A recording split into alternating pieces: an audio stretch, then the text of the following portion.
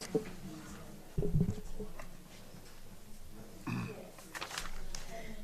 right, I'll call this meeting to order. This is Town of Alpine Town Council meeting for June 18th, 2024. First order of business is Pledge of Allegiance.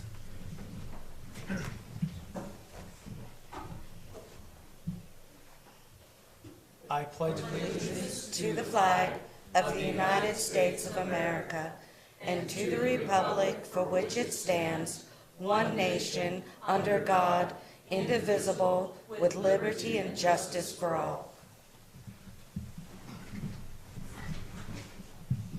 Thank you, everyone. Madam Clerk, roll call. Good evening. Councilman Larson. Here. Councilman Dickerson. Here. Mayor Green. Here.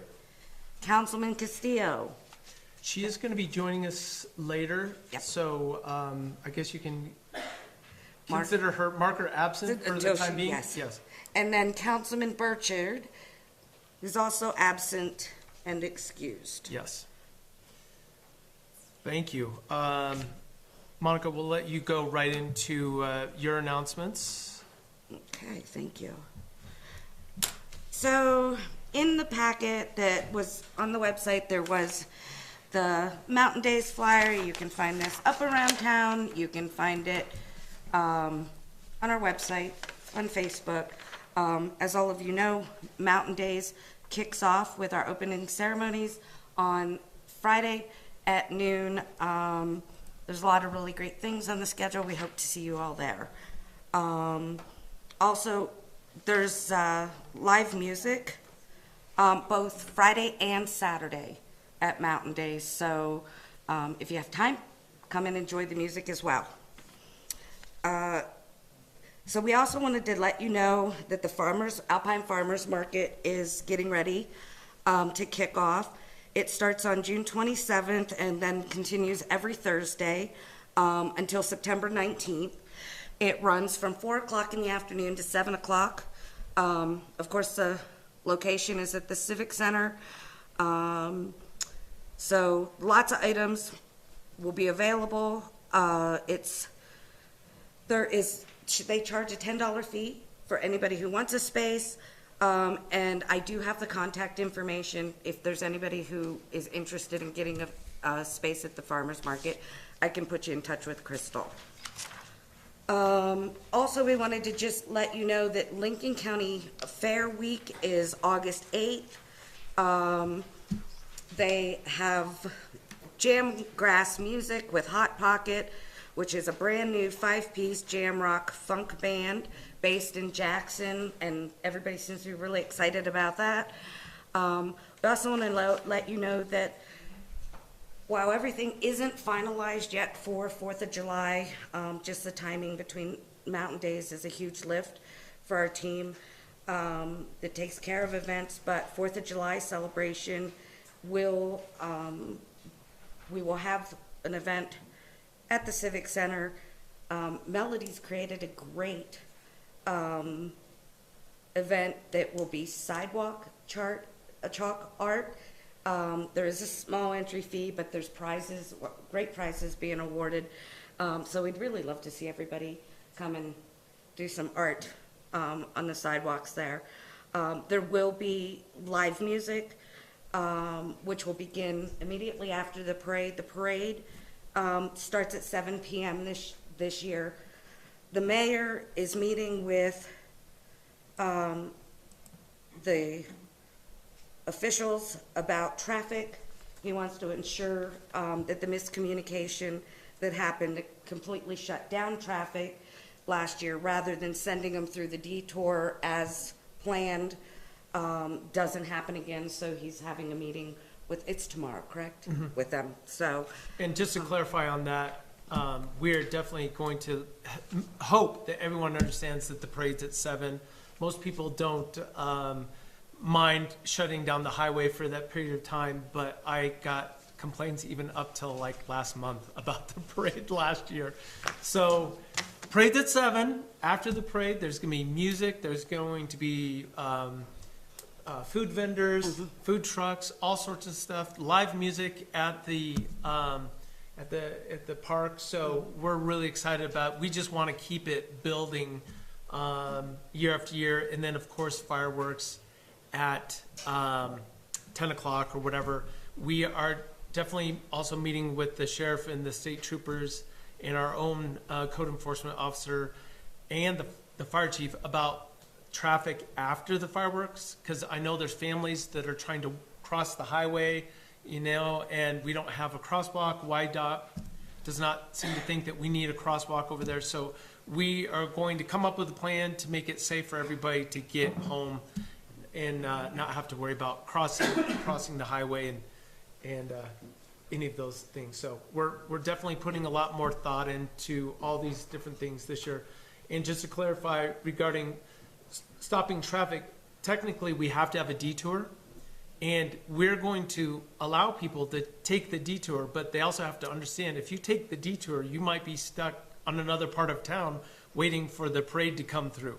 So we'll do the best we can to let everyone know. The detour is really for emergency vehicles if we have to, but we're going to do our best to keep everyone as happy as we can on a celebration day. So, And the other thing, I apologize, it's not on the announcements because the flyer just came in really last minute. But the music series that Shay Scafidi heads up, that will be happening at 7 o'clock after Farmers Market. It will begin on the 27th. Look for, the posters will be up so you'll know who will be there. But it just wasn't finalized to make it into my meeting packet. But it is finalized now, so you should see it within the next couple days. So she's got a lot of really great acts planned throughout the summer. Yeah. Sounds like we just had a last minute cancellation because of illness or sickness or something, but for the first concert. But we anticipate a great turnout all summer long for those. Is that all you had? It's it. Okay. There's a lot going on. Yeah, we have a ton going Summer.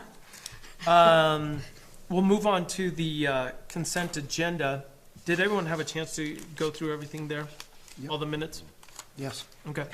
I would entertain a motion. Motion for approval of consent agenda? Second. We have a motion. It's been seconded. Any discussion? All those in favor? Aye. Aye. Aye. Opposed? None. Approved. The consent agenda is approved. We'll move right into the public hearing.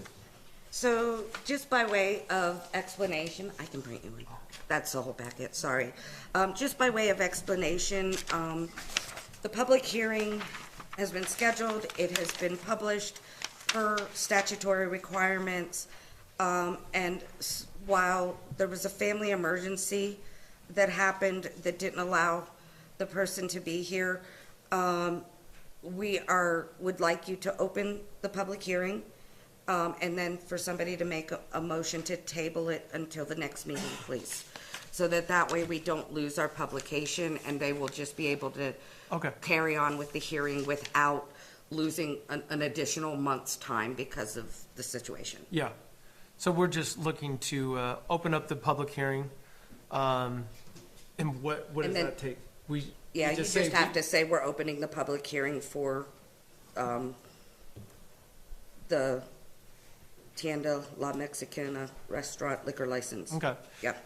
So we'll open up the public hearing for the Tienda La Mexicana restaurant liquor license at this point. And it sounds like there's been family emergency that doesn't allow them to be present tonight.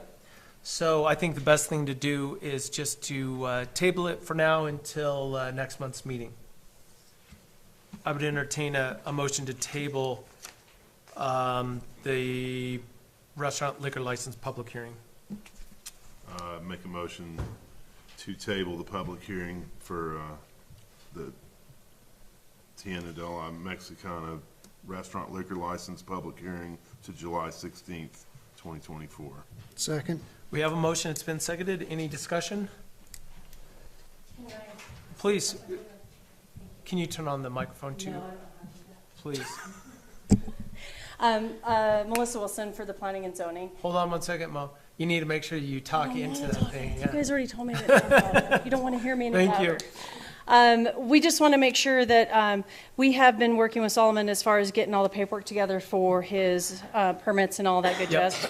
Before we just approve the liquor license, if we can just double check to make sure everything's in order with what his plans are with this building permit, make sure that's all in line. This has been an ongoing battle for quite a while for us to make sure we have everything in line, to make sure that the business is in good structural order. I know he's working on getting his family or getting the engineer involved. Yep. But before that just gets approved, this is going to be the only way that we might have any teeth to make sure that We get the things done. everything needs to be done so it's safe. Yes, sir. We'll work with the planning administrator and make Okay. sure that all the Ts are crossed and the Is are dotted. That's what we would like to make sure of. Yeah, we're kind of on the same page there. So Okay. we'll make sure that they have another month to get everything in line. So hopefully Totally fine. That's good. We just, as a planning and zoning committee, we wanted to make sure, or commission, sorry, we wanted to make sure that you guys were aware and that that is something that we really need to make sure we get taken care Yeah. of. So that's Thank all you I for had. that. You bet. Thanks, guys. Any further discussion? All those in favor of motion to table the public hearing until July 16th, say aye. Aye. Aye. Opposed? None. So we will table it until next month. With that being said, we'll move on to reports. The clerk basically gave my report, so thank you, Monica. I appreciate that. We are looking forward to Mountain Man Days. It is by far going to be the biggest. We have more vendors than we've ever had, more events, so we're super excited. Hopefully everyone has a chance to get out there and enjoy it, and it sounds like the weather's going to be great. So I really don't have anything else to add at this point in addition to what Monica had already discussed, but we'll move right into the engineering report, and Kevin from Jorgensen Engineering is here. All right. Right here. Can you hear me? Yes, that's really good, Kevin. Thank you. We've got several things that we've been kind of working on this last month. We've got the radio read meter systems for the grants that we've got on that. We're supposed to finish up all the drawings at the end of this week, and then we send it to the state. Hopefully within the week they can turn around, probably 2 weeks they turn around and say it's all good. We put it out to bid. A couple weeks after that, we get the prices back, and then we can hopefully get that to you and we can start moving forward on that. So that's where we're at that. We've done a little bit of the annexation works at the Alpine Flats with easements, agreements, and cost.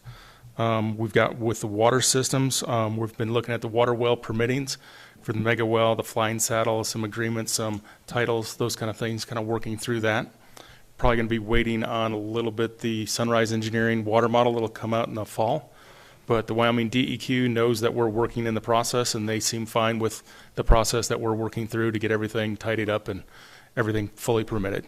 So then there's a little bit of Nelson Lane on a water line we were helping with. On a sewer side, we're doing on the pretreatment plant itself.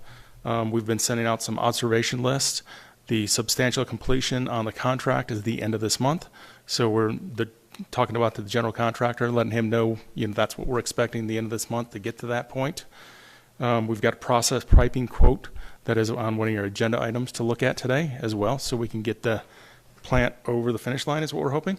This is the last biggest chunk to get that done. Talked to Cambrian a little bit, the equipment supplier, about how they want to get their billing done and some of the things that have caused us to slow down on their side and some of the things that caused them to slow down on our side. So work that out with Monica as far as when we do the billing, like $100,000 for next month, and then the last $100,000 will be in September to get that done. Let's see, we put out a notice on a lift station generator for that portable generator. So we put that out to bid. So hopefully we get some prices back next week on that, and we'll get that over to you so you can review those prices.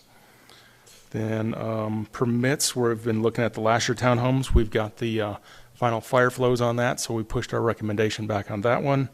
We got the final on the extended stay information, which was fire flows and water flows as well. So we pushed that back to them as well. So I think they're all ready for that. Midwest Assistance Program was here 2 weeks ago, and they were going around to the entire town of Alpine doing the GIS for where the water meter pits are at and where the infrastructure's at, so they can push that off to their data people, and then they can start creating a map for us. They're still working on the water and the sewer study, which we're anxious to see where we land with that. So, and then we've got some construction standards for the water and the sewer lines that will be coming up on probably the next agenda. So that way we can get those pushed through, and anybody who wants to do any work in the town of Alpine will have some standards to go by that the town wants you to work on. So that is my list. Is that it? That's it. Oh, okay. So, We have, as everyone can probably tell, we have a lot going on in the town of Alpine. They're giving us a 3-page report. So thank you for all that. I just want to make sure on the radio read, so on the timing, you should, by the end of this week, have done what you guys need to do. We send it to the state, and it sounds like there's a pretty quick turnaround for that. yes, Okay. that's what we're hoping for. So week, worst 2 weeks. Okay. Yes. And then from there, what do we have to do to get it out to bid? We put a legal notice in for a bid, and then we put it out for 2 weeks, and then we collect those bids at that point. Okay, so it's 2 weeks. Yes, So we're basically a month out. yes. Okay. Well, yeah, let's keep the hammer down. We really want to get that in place before snow flies. for Yeah, the sure. biggest things are getting the meters here, obviously, so we'll need to get approval from y'all on the bid. Yep. Get the meters here. What Public Works is going to take care of 1-inch meters and below on the outside of the building for any meter pits, that kind of thing. So Right. they're going to take care of that. The other thing is the meters and then the towers for the antennas. The so- towers are 40 quote foot, unquote towers, but yeah, it's a it's 40 like foot pole. It's a phone pole. Yeah. Or phone, yeah. Yeah. So, It's a steel power line, pole, basically. 40 Yeah. 40 feet in the air. right. Yeah. Do you guys have any questions for Kevin? Okay, thanks, Okay. Kevin. Yep. Appreciate it. Mr. Mayor? Yes. Andrew would like to call in. Can you call just a few-minute recess so I can get the phone hooked up? Sure. So we'll just take a couple minutes. She just texted me. Oh, okay, okay. Just 1 minute so we can get Andrea, Councilwoman Burchard on the line.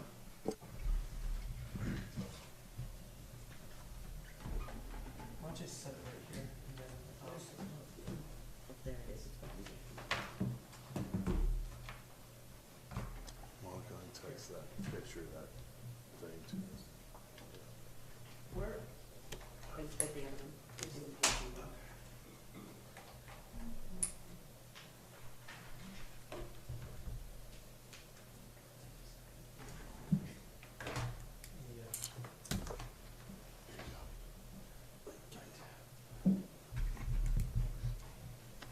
That's not turned. It'll take a sec. That's faster. Is it plugged in, Frank?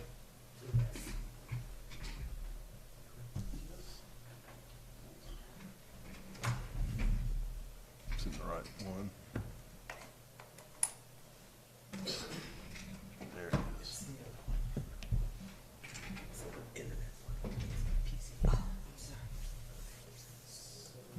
There you go. That'll work great. And then- Yeah, and then she'll have her. Yeah, perfect.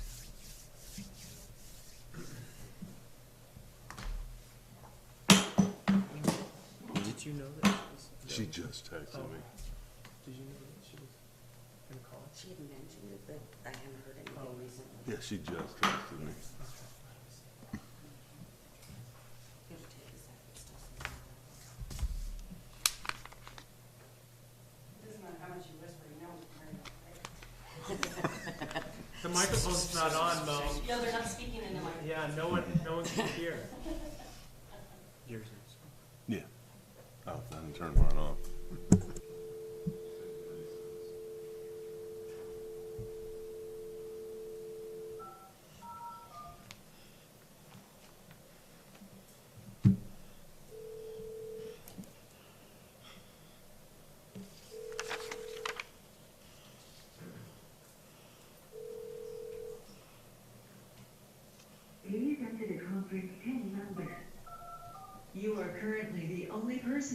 conference.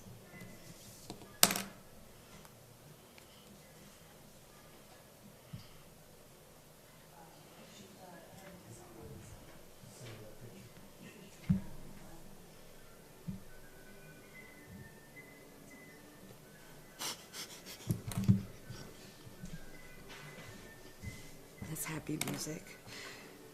On this end. It's usually me calling. Yes.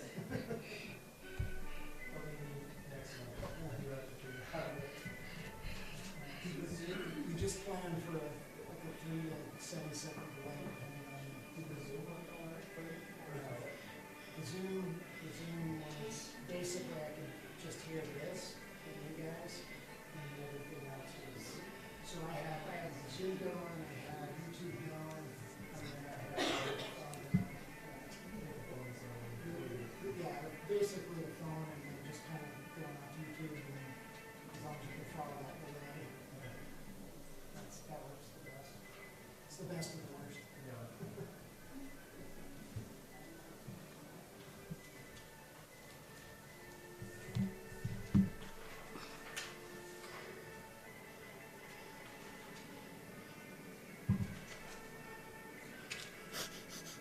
We're here picturing Bugs Bunny, you know, the barber chair, making the shave.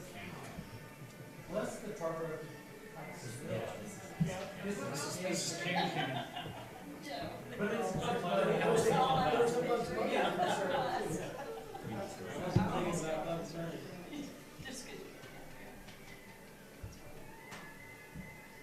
Okay.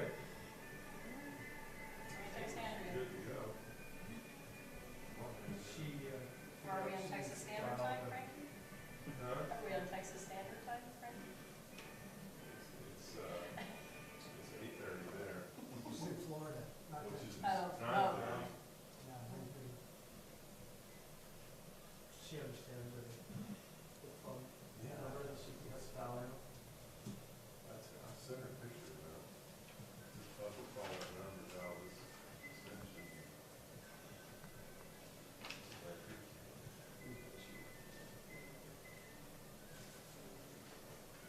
Didn't she have IT with her? She does. Yep. Might be 3 margaritas. Yeah. No use to go there, Margarita. Here is she.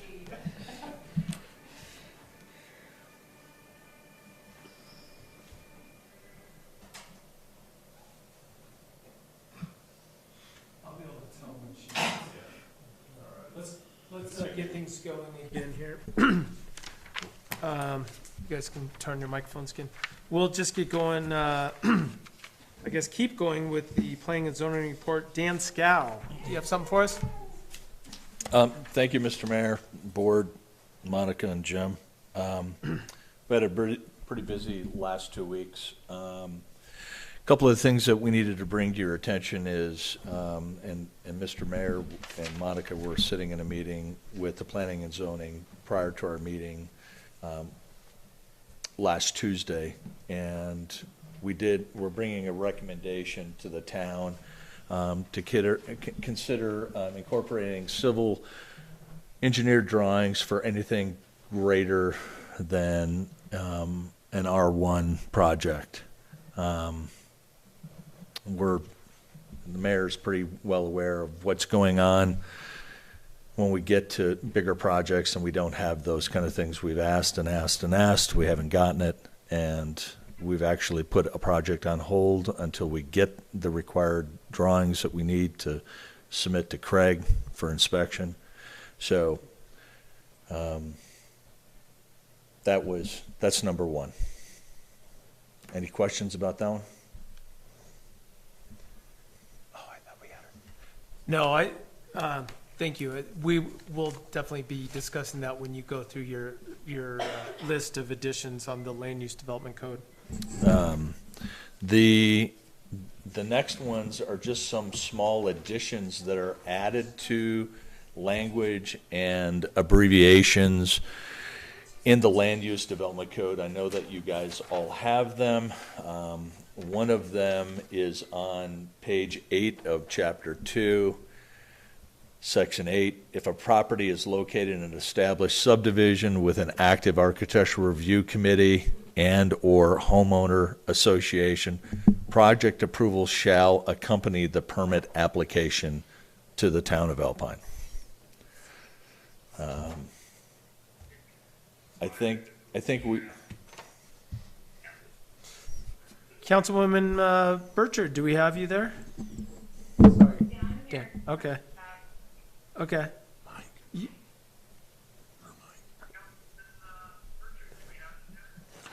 M- Andrea, can you turn off your microphone? She can't hear, my microphone's on. Talking about the mic, that one. Okay. Sorry for all the interruptions. That's- Dan, please, go ahead. Okay, I'll start again. This is Section 2. It starts in Section 2-201, General Requirements, and we're adding H. H is if the property is located in an established subdivision with an active architectural review committee and/or homeowner association, project approval shall accompany the permit application, meaning we don't want to see any plans until the homeowners and that ARC has approved those drawings. We're going to run into, I believe there'll be a lot of people standing in front of your desk. More than you have here, if we don't have that language in there.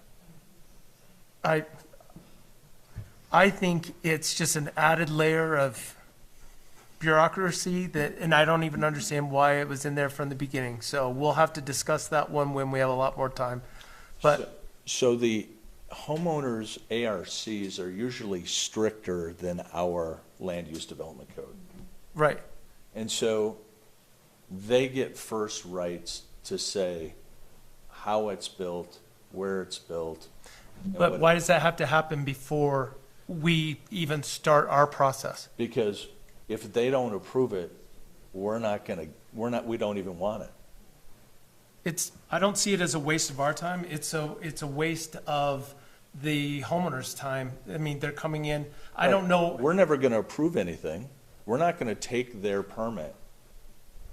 We're not going to take any paperwork from them if the homeowners haven't approved it. Okay, well, we'll talk about it a much later time I than, just see it being something that should be in there. okay. We're going to move to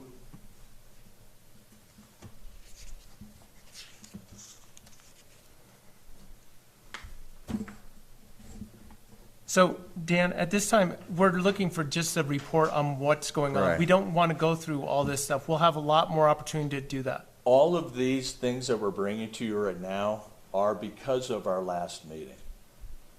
Everything that happened in our meeting leading up to this, all the permits that were brought to us that we denied, were all based on what we're changing. Okay, So we can tell you that we had five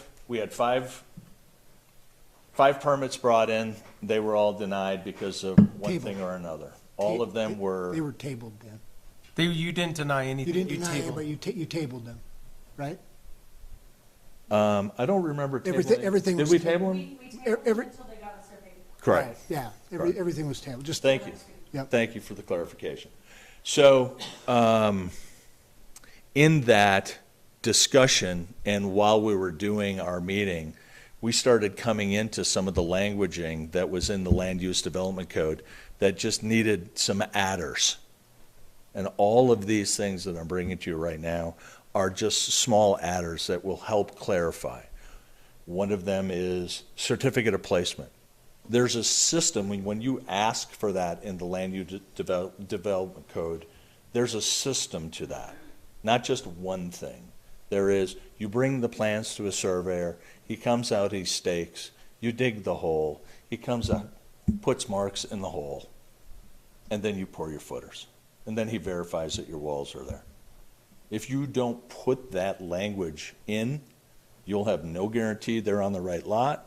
You don't have any idea that the hole's in the right spot or the footers are on the right spot. But I think a lot of the pushback you were getting after that meeting was that's not technically the way that the land use development code reads right now. Correct. Right, And all we want is the map. right. I guess the only comment I'd make is if I'm getting feedback from the public that they think that they're not getting through the process the right way, then I come and talk to you and give you that feedback, right? Correct. So I guess, word of warning, just make sure you're doing exactly the way the plan use development code lays it out. And, you know, as far as timing and all that stuff. Right. And then it sounds like you guys are on the same page now, so there shouldn't be a Well, problem. it's, the land use development is vague, because there's a professional system that goes with these things, and it's vague. It doesn't say that. Yes, we all know when the system, the certificate is done. We know when that is. Well, what do you do, what does the town do when somebody doesn't put their footers in the right spot? Do we tell them to rip it out? What do we do? As the planning and zoning, we're in charge of handling that. If their walls aren't in the right spot, are we gonna say, oh, it's okay, let's go Is for it in the land variance? use development code what needs to happen? No, Okay, well then that obviously needs to be added. correct. And so there's so many of these places. Right. But we wanna get this stuff going because we're not gonna stop seeing permits. Yeah, and it's also such a short building season, the people, you know, a lot of these things probably could have come in, you know, February, March, April, but now they're coming in June, and so anything that delays them is, we're gonna hear feedback. So, you've got to do what your process is, but I just keep And to the that's- land use that's development what we're- code. Well, and that's what we're trying to do. We're trying to tighten it up so we don't have to waste our time, because we are wasting our time. We are wasting our time looking at plans and reviewing. It takes me a week to go through a commercial set of drawings. You're not paying me to do that. Right, Your building inspector is not qualified to know what I see on those plans. We sat here, I asked him, they're not on the plans. He didn't make a recommendation to say they needed to be added to the plans. We're stuck with a project now that is now stopped because we wanted that at the beginning. You know, this is the debate we're gonna have when we start going through all of this. We just want to see some stuff getting done, and we haven't seen anything getting done. We'll talk about it. Well, talk is cheap, Mr. Mayor. all right, so you're We're saying we spending- haven't done anything? What's that? Are you saying that we haven't done anything? We brought 10. I'm bringing 10 things that you guys needed to change. Right, and but there's a add. process, Mr. Scow, and you need to bring them, and we need to change the ordinance. And So we when- did. We've done that. No, I think I think you guys are talking about two different things, so if you don't mind, I'll clarify. So the process typically for updating the land use development code historically has been one where the planning and zoning administrator will revise the language, cross out the old in red, or in, you know, in black, and then put red new language, and then she presents with a new ordinance to the town council that information. It is read 3 times and it becomes law after the 3rd time. That's typically the process. And they'll have to clarify to you, but in my opinion, that's your responsibility, and you can direct her to do that and submit it to them. If they don't like it, they'll say remove it. We have not received a comprehensive list of all the changes in the ordinance format. So we're not going to take it on until that happens. We're not going to piecemeal section 2, subsection A, blah, blah, blah. We're going to take them all on at the same time. Jim, is there some other approach that we should be looking at? No, I think you put it all together and do exactly what we've done in the past. Yeah. It's easier to keep track of things. Is that going to be in a special meeting? No, it's No, just in it's every, a regular it's, meeting. Yeah. And, yeah, so you guys are the Planning and Zoning Commission, and your responsibility per the ordinance is to drive this. Now, I'm not saying that ultimately the responsibility to pass the law is most definitely the governmental officials sitting at this table. However, the process is you guys should submit your recommendation in a packet. It'll be put on an agenda. Probably the first reading, they can have a conversation with you. And through that 3-reading process, typically, if they disagree, want to see something different, they do have the option as the governmental body to edit your suggested revisions, change them, that sort of thing. But we trust you to bring it to us and they'll act upon it. Similar to the building fees. So that we've been doing. did you guys get one of these in your packet Today, yes. today? Yes, Is it going to be different than this? yes. Yes, we need, it looks like we get a booklet this thick that has all the revisions on it and changes, and then we decide, yes, we want to talk about it, we want to put it on an action item. It's the same process we went through last year when we did this. So, Well, I wasn't here for that Yeah. exciting development. So I'm just trying to figure out the direction, because I thought we were following that direction. no. So let's just make sure, we're kind of wasting a lot of time right now discussing this because we have a lot of action items. But I think what we need to do is we need to sit down with the planning and zoning administrator and make sure we're all on the same page. Because I'm pretty sure she's familiar with the process, but I think she's waiting for you guys to get everything I think she added, probably so we only only wants have to to do do it one time rather than 10. Well, this is from her. So I guess maybe I was confused as. That's like a recommendation. Correct. And so I think, I don't know, but yes, we need to get it in the proper format so we can start looking at it and get it approved, or at least start discussing it so we can move on from that. Because we want you guys to have all the arrows in your quiver so you guys can do things efficiently. Well, thank you for that clarification. I appreciate that. You might actually be on the same page now. Well, sometimes, I question whether we are, Dan, but we'll get it figured out. Thanks. Thank you. All right, now on to Councilman Larson. Okay, economic development report. Actually, Chief of Staff, I believe is Yes. his role. Stevens reached out to me. Looks like they're trying to get the band back together, so to speak, of the old economic development. I don't know if it's going to be more of a community development, what that turned into. But I'm in the point of trying to reach with him and just line up. I don't know, Mr. Mayor, if you've heard anything. I haven't heard anything new since. Okay. Yeah. And then on the topic of economic development, I was unable to attend the ribbon cutting for Cobblestone, but I know you were. Did you want to? Yeah, it was great. Cobblestone, open for business. They had dignitaries from around the region. And yeah, we're excited to have them in the town, and they're super excited about being here.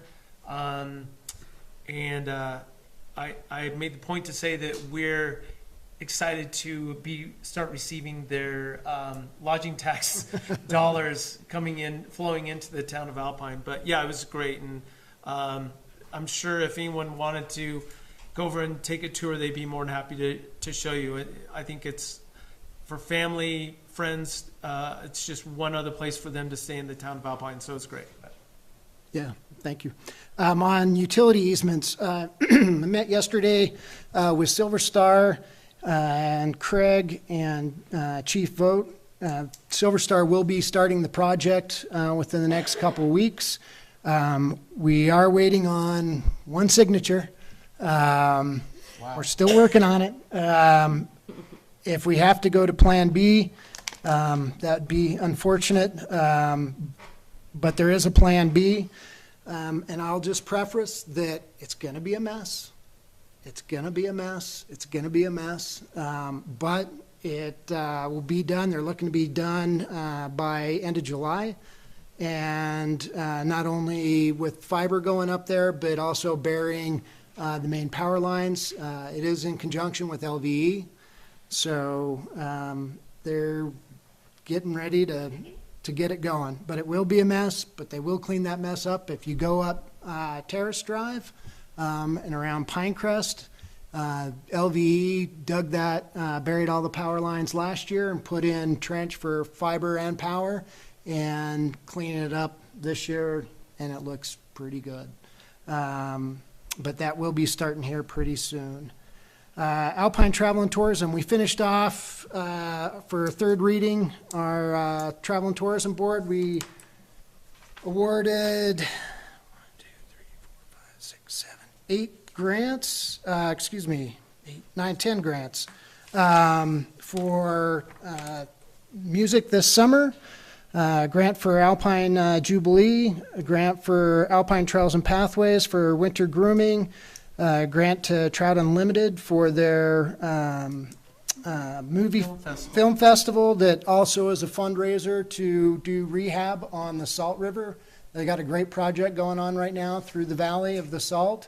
They also do projects on the Grays. That's a big pull for the area. A $10,000 startup grant for Alpine Fire Department. If you did not know, they just purchased a ladder truck, and now they have to outfit that ladder truck. And so they're doing a big fundraiser, and I thought, hey, I'd like to get in on the ground floor of outfitting that, because they're raising I believe, just under $200,000 to outfit that whole thing. And then Star Valley Arts, they're doing an art project next winter. And then another Star Valley Arts for the Arts Festival in conjunction with the car show this summer. And then SVI Media, possibly what we'll talk about later. And then Town of Alpine for the welcome signs. And then Town of Alpine for the visitor center. It was our first year of doing it. If you did not know, it just got voted in. It is not a permanent tax, so it does go back to the voters in 2.5 years. So we're trying to do the best we can with what we have. If you have questions, concerns, please come see me. I'm happy to explain the process of the fuzzy math that goes on between us, the state, and the county. Or if you have projects for next year, we do go on the fiscal year, so July 1 to June 30th. And we're always looking for good projects and whatnot that, one, will increase tourism to the town of Alpine, but two, in my opinion, more importantly, that will benefit the betterment of the residents of the town of Alpine. Other than that, that's it. Thank you. Great job on, the Travel and Tourism Board and also the utility easements. I know that you've been working on that since, well before I was here. 3 years. Yeah. Yeah. So, great job. If you're down to one, let me know if there's anything I can do to help get that one over the finish line. But yeah, great job. Councilwoman Burchard, do you have anything you wanted to add or any comments or anything? I wanted to make sure if you need to say anything, just please speak up, and I'll make sure we get to hear you. Oh, thank you. I'm good for now. You guys have covered everything very well. Okay, thank you. All right, so we'll move on to action items. First one is the Zyland subdivision's second reading. Yes, we have ordinance number 2024-004, town boundaries, and ordinance approving and authorizing the annexation of approximately 2.05 acres of property located in Lincoln County into the boundaries of the town of Alpine, Wyoming. Do we have a motion to get it on the table? I make a motion seeking approval for the second reading of ordinance number 2024-004, Zyland subdivision annexation. Bless you. Second. We have a motion. It's been seconded. Discussion. Everything's still all in order. Yeah. Madam Clerk, do we have everything in order? You've done all the... Yes, everything's good. I did speak to Zai today, and she assured me she would be watching from home like she has been watching all of our meetings lately. She had a brief question about the language in the ordinance that I was able to answer for her today, but everything's good. Nothing's changed. Everything's good on her end? Everything's good. Nothing's changed. Okay. Yeah. Mr. Sherbel's here. I didn't know if you had something to add. You're sitting quietly back there? Okay. Okay. If we have any questions, we will call on you. To me, everything seems to be in place. There was no changes in the ordinance from first reading to second reading, right? There was a minor change. Okay. Surveyor Sherbel had brought to our attention that the incorrect description was on there, and his office provided us with the correct description, and that is on there now. Okay, and the description It's very simple now. is Keep going. this one? That. Okay, perfect. Well, we should be good.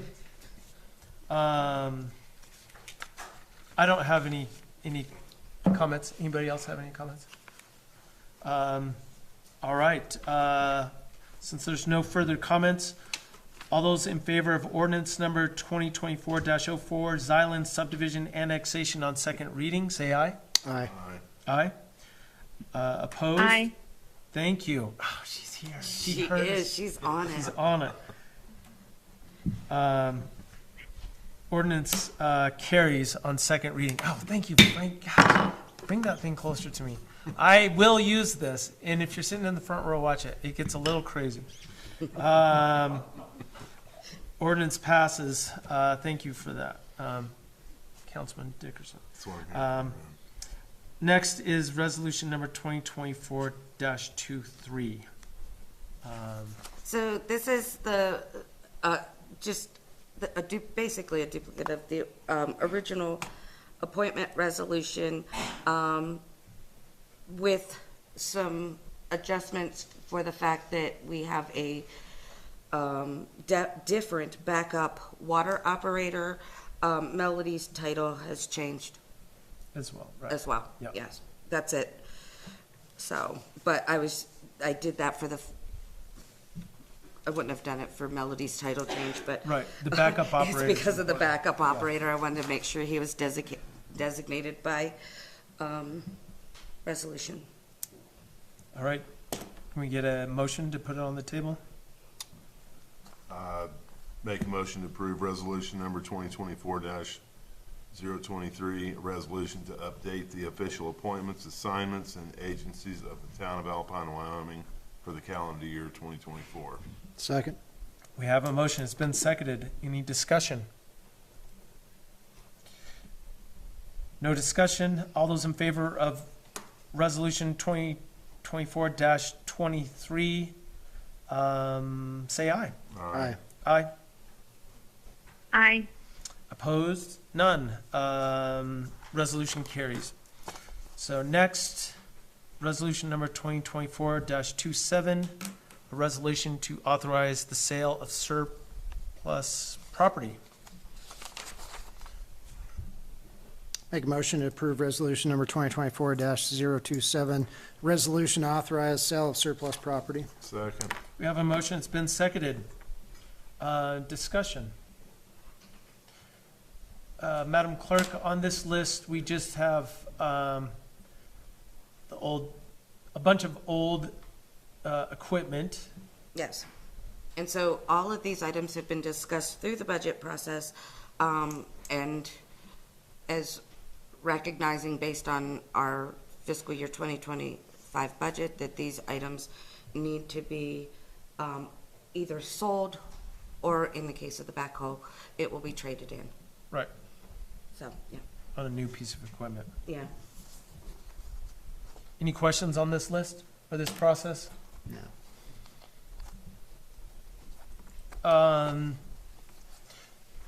Since there's no further discussion, all those in favor of resolution number 2024-27, say aye. Aye. Aye. Aye. Opposed? None. So resolution carries. We are cruising. Let's move on to Alpine Meadows subdivision access off of County Road 100.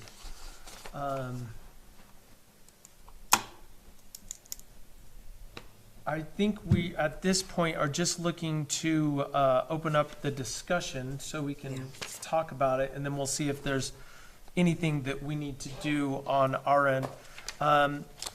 As a background, we have received lots of communication and basically concerns about public safety from the residents of Alpine Meadows about major truck traffic driving through their subdivision, speeding vehicles, including and not limited to side-by-sides trying to make it to the lake, things of that nature. We actually went as far as to add, was it ordinance for this calming devices? Speed calming device. So we put an ordinance in place for speed calming devices, which essentially allows us to put them in. And now here we are to the summer, and it's becoming an issue already. So we wanted to have a discussion and put everything out on the table and figure out how we can help the residents in Alpine Meadows. And so I think that's a pretty good background, although I would add one more thing. We got a quote for speed bumps that were a real temporary speed bump. Somewhere in the range, I can't remember, is like $500 or $700 in that range. They'd have to be put into the, basically staked into the road every single year. And our public works director expressed concern that we're putting holes in the road that over the winter we'll get water in there, and we could get cracks in the road. And so we decided to look for another option, which was far more expensive. So I don't think that is going to be a great option at this point. And now we wanted to talk about all these different, figure out what the citizens think, and figure out what solution we can come up with. So what do you suggest? Any other information we need to put out there? No, I think, I think we've done some research on our end. I think it would be good to hear from, there was some communication from Alpine Meadows to us. I think it would be good if they talk to the rest of the council. Right. About what it is that they're hoping to accomplish, and then kind of work through it from there. There is one other option that we discussed a few months back, as far as maybe even putting a gate or a chain across oak grass, the kind of the secondary entrance that's right there off of County Road 100, and really the main reason why people access the subdivision. And we actually got some information from our residential and commercial inspector, Yes. and he talked to the fire inspector, and so we have some information on that. There, a residential area of that size, over 100 lots, has to have two egress locations. So the first one off of Wintergreen, and then Oakgrass is the second one. So it is required. If the residents would be interested in putting a chain across the road or whatever, we're willing to entertain that, but we cannot block it off with bollards or anything that would make it so fire crews couldn't get in there. So we do have some information on that we could put in the record as well. But at this point, I guess I would open it up. If there's no comments or discussion from town council, I would open it up to the citizens, see if they have any comments. I guess if anyone does have any comments, if you could keep them to just a couple minutes, that'd be great. We do have a kind of a long agenda tonight, so I'd be more than happy to open it up to any of your comments. Yeah, thank you. Hi, Heather Goodrich. I'm on the AMPOA board. Thanks for talking about this tonight. So the biggest thing was that we are interested in the chain me step back just a second. I know you guys talked about potentially doing a gated community was one of your recommendations. We talked about that as a board. We feel like that's a really big undertaking and we're not there yet. Although we feel like as Alpine grows, we might entertain that simply because we do have a bike path and we have a pavilion and we maintain those and we're starting to see more and more public using those. So that is something that we're going to table for now, but it's not completely like out of the question for us. We still are interested in the speed bumps, so I guess maybe we'll do a little bit more research. So I hear what you're saying about, so the problem right now is that the ones that we wanted to get, you're worried they're going to cause road damage. So those are kind of off the table. Not necessarily, but Okay. we're still open to any and all options, but we're Okay. just trying to find the best. Yeah, one. yeah. Yeah. So I think what the board voted on last week was that we want to pursue the speed bumps still, and certainly as soon as possible, we would like the gate placed. There are 3 exits. You know, there's also Foxtail. Which isn't actually in the residential area, I guess, because that is kind of, as you're coming off of Wintergreen, that's your first exit or road off to the right. So I think it doesn't count as one of the egress parts Okay. because you have to actually be able to drive into the subdivision, so to speak. I see, because you have to go back onto Wintergreen. Yeah. Okay, and that's fine. You know, like we aren't looking at putting up anything permanent. We just want something to, try and stop traffic. So like a chain would work. And then we might need to put like some cement blocks or something on the side so people don't go around onto the property. Would be the only other problem. Where we are right now in the process is we kind of wanted to see what the town attorney thought and what you all thought before we pursue it with the rest of our homeowners. We've talked to almost everyone that lives right there and to see how they felt about it, and they all are for it. Like, people are pretty fed up with the traffic. It's really bad already. So that's where we are. I guess I should also say, I did talk to the fire chief about it, and his opinion, I'll just say, was you can do whatever you want, but if there's a gate across there and there's an emergency, they're going to bust down the gate. For sure. It's going to get By all cut. means, It's going, bust yeah. it. So, Yeah. yeah. We would look, I think, into something that's not super expensive, and that would, like a chain, something they could Yeah. easily go through. It's not gonna. They'll just cut it, or they'll drive right through it. Yeah, no, that would be totally fine, yeah. So, yeah.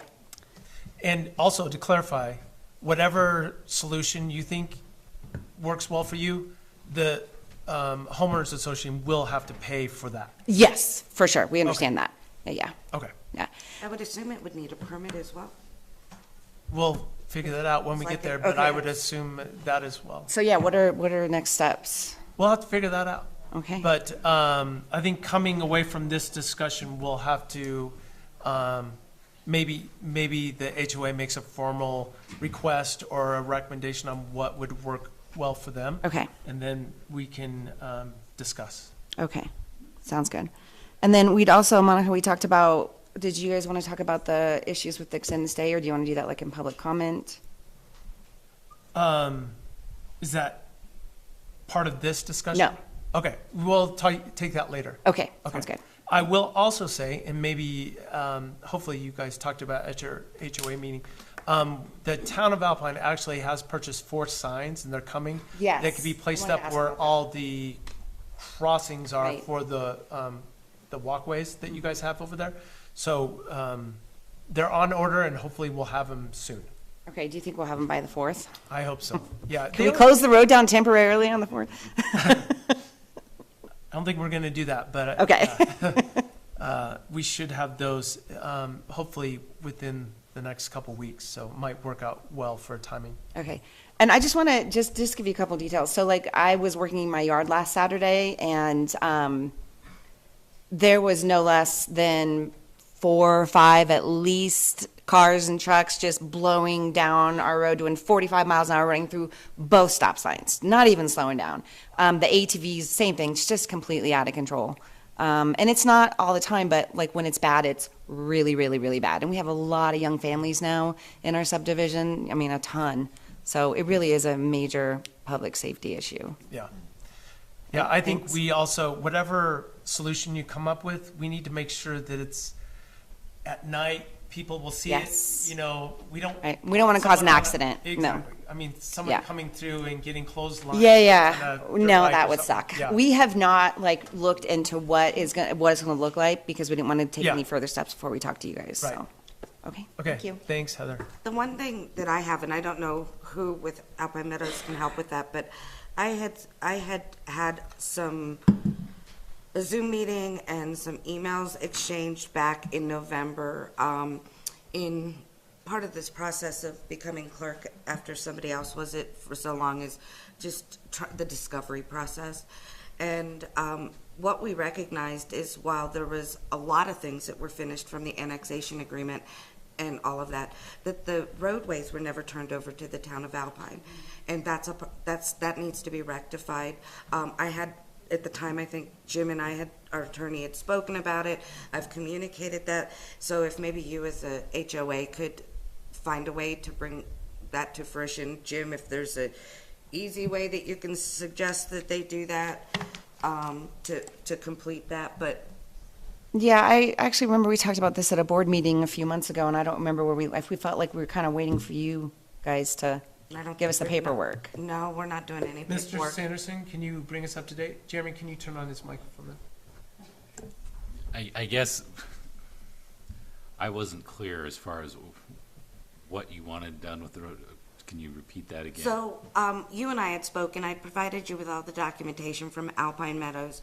In the annexation agreement, it required them to turn over, certain easements to us, some of which were properties that were turned over, or very specific limited easements. However, it also says in that document that that we would begin doing the snow removal at a specific time and that the roads would be turned over to us. They've never been dedicated to the town in any legal fashion. Okay. And so I don't think it's, you can correct me if I'm wrong, and I don't mind, and I'll adjust. But I don't think it's our responsibility to draw up a map and drop the paperwork and do an easement. Their agreement was to provide it to us, and it should have been done. I'll look at the dedication to see if that's an easier way, but. Yes. Yeah. Okay. We're still gonna need a Okay. map. And they obviously have a plat map that's already. I just assume. take I wasn't that. here then, I don't have one, We so I can take that and apologize. use that. Yeah, okay. Sorry, one more thing before I go, that reminds me, so on our plat map, it does specify that, exit out of our community is not, it was never really supposed to be opened, it was always supposed to be closed off. That's good to know. Well, it did say emergency access or something. Yeah, right, so again, I mean, I think that's perfect, that's what we're saying, is we want to make it, an emergency access, but not a through. So I think Access. we need to do some more research and figure out exactly what that says, Okay, and look at that plat. But yeah, our intention is to have those roads actually dedicated to the town of Alpine. Or we can just keep it the way it is, and then you guys can take over all the plowing. It's kind of up to you guys. or we could unannex, I don't know. I guess that's on the table too, if you I guys can- want to. If you'd like a copy of the letter that was drawn up from them, I have one. If you'd like. About the legalities with the about not physically closing off that road. That's where it comes from. That might be helpful. Recollection of this process and how it was supposed to go down, and she was here for that, so. Yeah, last I knew, they were gonna look up the documents, and I never heard another thing. I guess what I would say is it would be nice if you guys do your due Yeah. diligence, we'll do ours, and then we'll come together and hopefully we can get that. That's kind of a side note to this whole thing. Yeah, We- and we just thought, since we're talking about roads, let's get it fixed. Yeah, Kill two birds with one stone. right. Any other public comment? Everyone showed up. They, okay, Luisi's gonna come up and say something.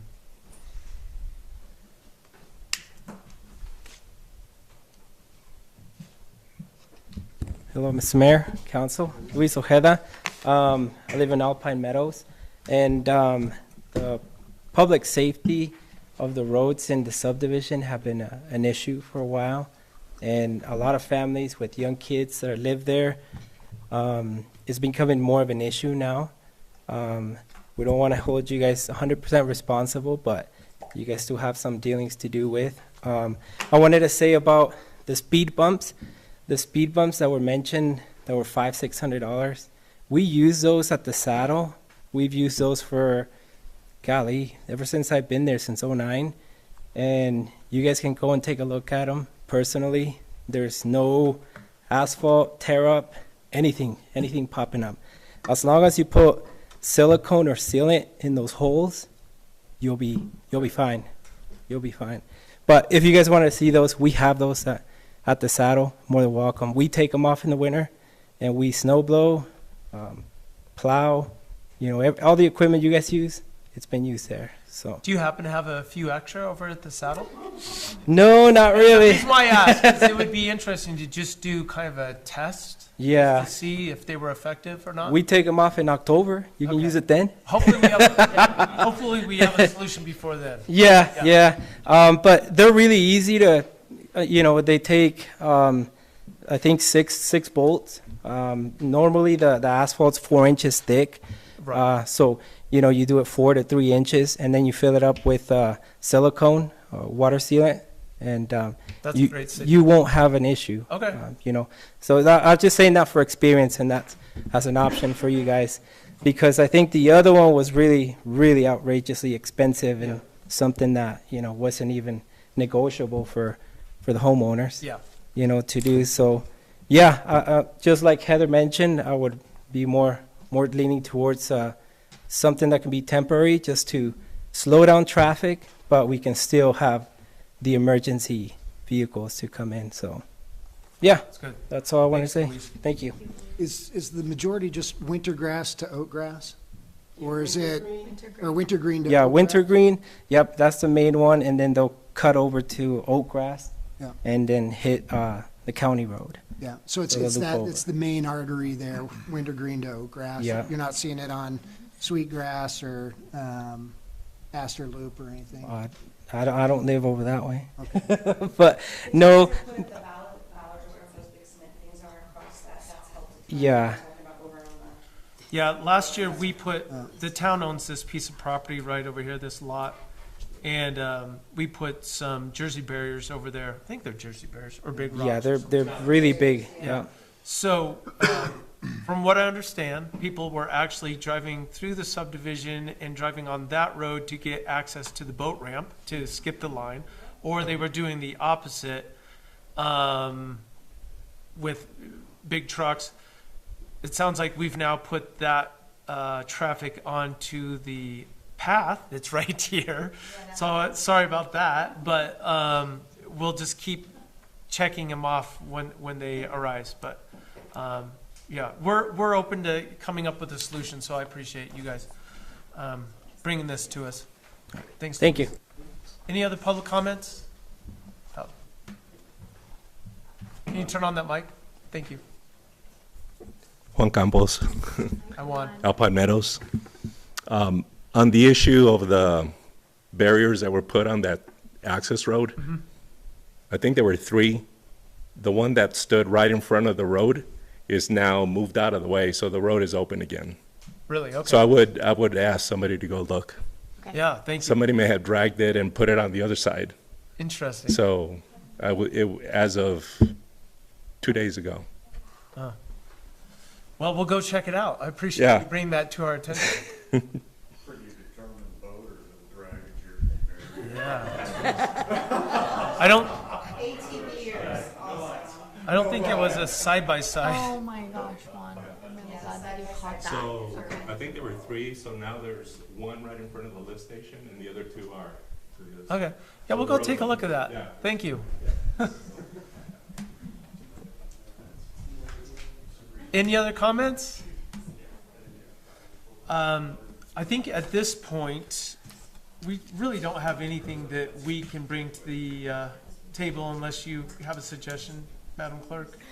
No, I mean, I think, It's an ongoing. Do you have anything? I think It's just it's ongoing, clear that it's okay. I think Jim, correct me if I'm wrong, at the last time we discussed the closing of that road, which is the most recent, there's nothing statutorily to stop that as long as it doesn't.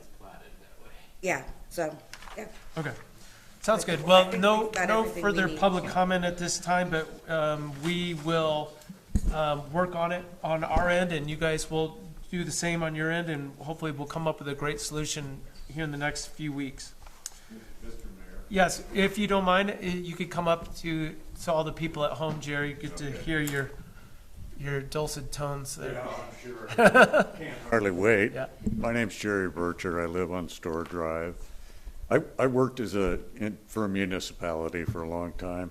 We had the same problem with Jersey barriers. Idiots would people would chain onto them with their four-wheel drives and pull them out of the way.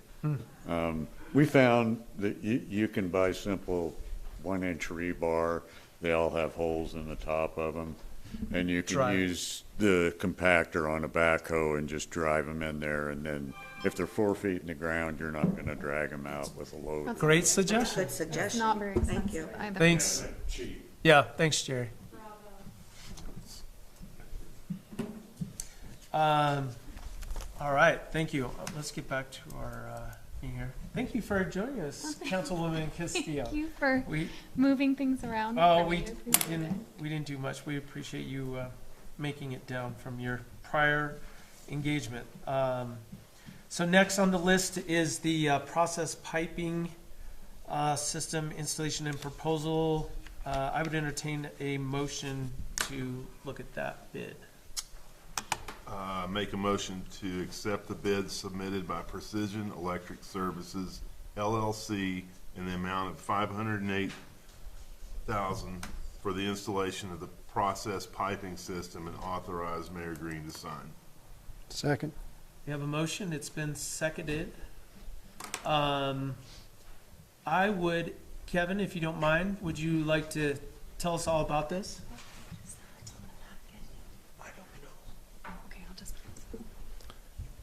Yeah, so the wastewater pretreatment plant, we've basically got to the point where we've got the building shell. We've got all the pieces as parts for the equipment that the town has already bought from Cambrian itself. Cambrian just delivered the piping drawings on it, the final piping drawings. A little bit of history on that. We thought we were going to have the drawings done sooner. So in January, we actually put out a 2-week public notice for RFPs for this piping system. And we got 0 responses back. I had 3 different contractors that I had heard of that I called, asking them if they were interested. None of those people called back. We got one company out of Montana, that called about it the day before it was due, asking for information. So I sent them information, sent them pictures, and called them back, and they never returned my call. So Sounds like it must be a great job. yeah, right? Yeah. No one wants to work on the wastewater treatment. This is the best time. Yeah. This is the best time. It hasn't turned brown yet. Yeah. So Precision Electrical was actually, or is actually doing the electrical for the building itself. The previous electrician died, so JL Concrete found Precision. And so far, Precision's work's been very, very professional workmanship. It's been done like top class. They've done this kind of systems before, so they've got a lot of experience in industrial and wastewater facilities. Mm-hmm.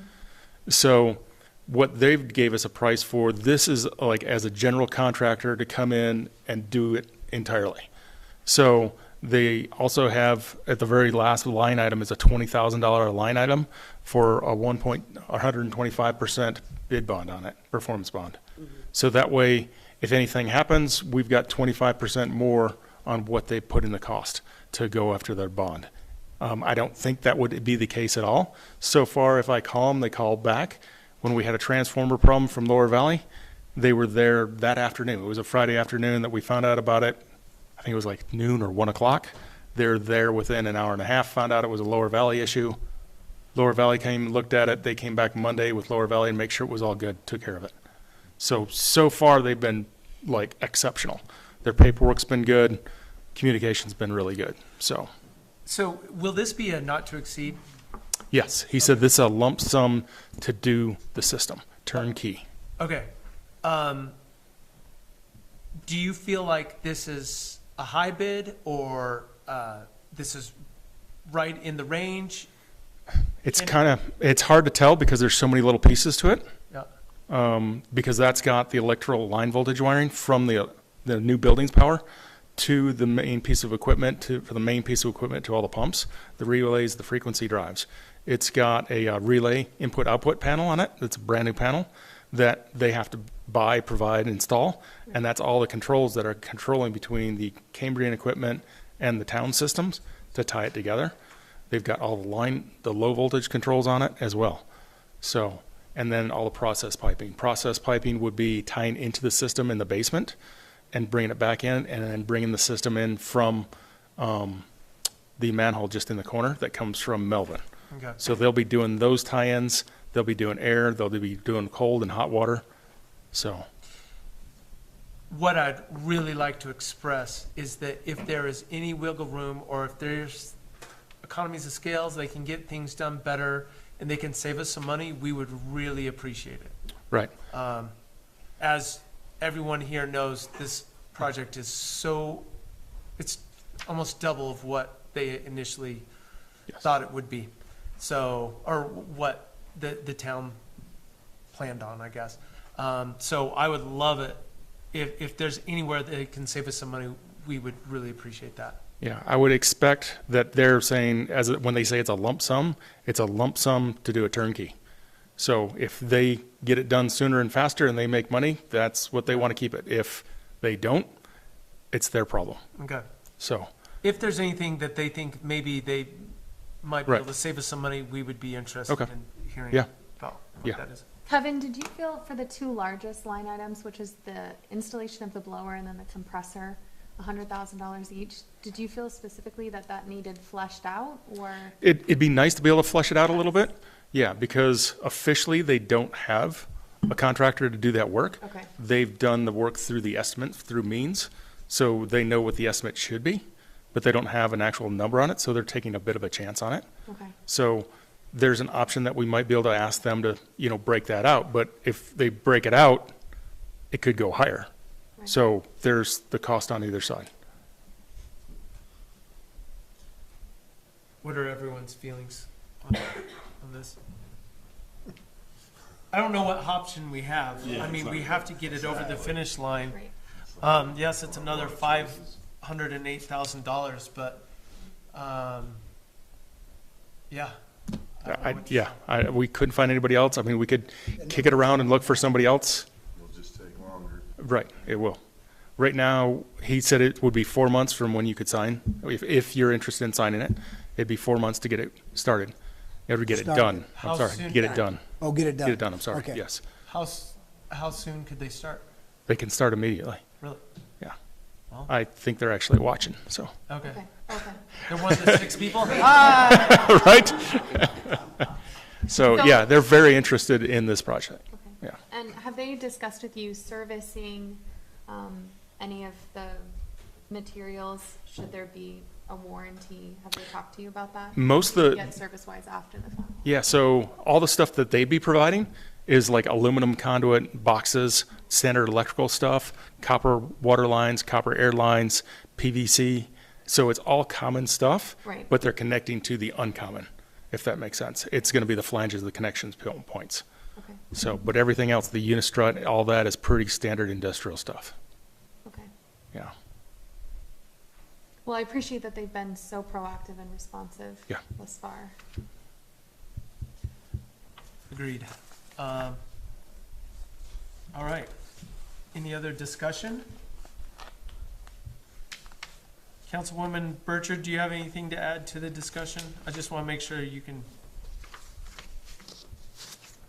No, I agree. We need to keep moving the ball forward best we can. Yep, agreed. Any other discussion? All right, all those in favor of, Thank you, Kevin. Yeah, thank you, Kevin. all those in favor of accepting the bid submitted by Precision Electric Services in the amount of $508,000 for the installation of the process piping system and authorize Mayor Green to sign, say aye. Aye. Aye? Aye. Aye. Aye. Opposed? None? Motion passes. So, thank you for watching at home. You can get started as soon as I sign this thing. We look, Get it done. we look forward to you helping us out and getting this over the finish line. All right, next, resolution number 2024-25. Make a motion to approve resolution number 2024-025, resolution for authorizing a loan from the general fund to the wastewater fund for project funding. Second. We have a motion, it's been seconded. Madam Clerk, can you give us just a little bit of background on this?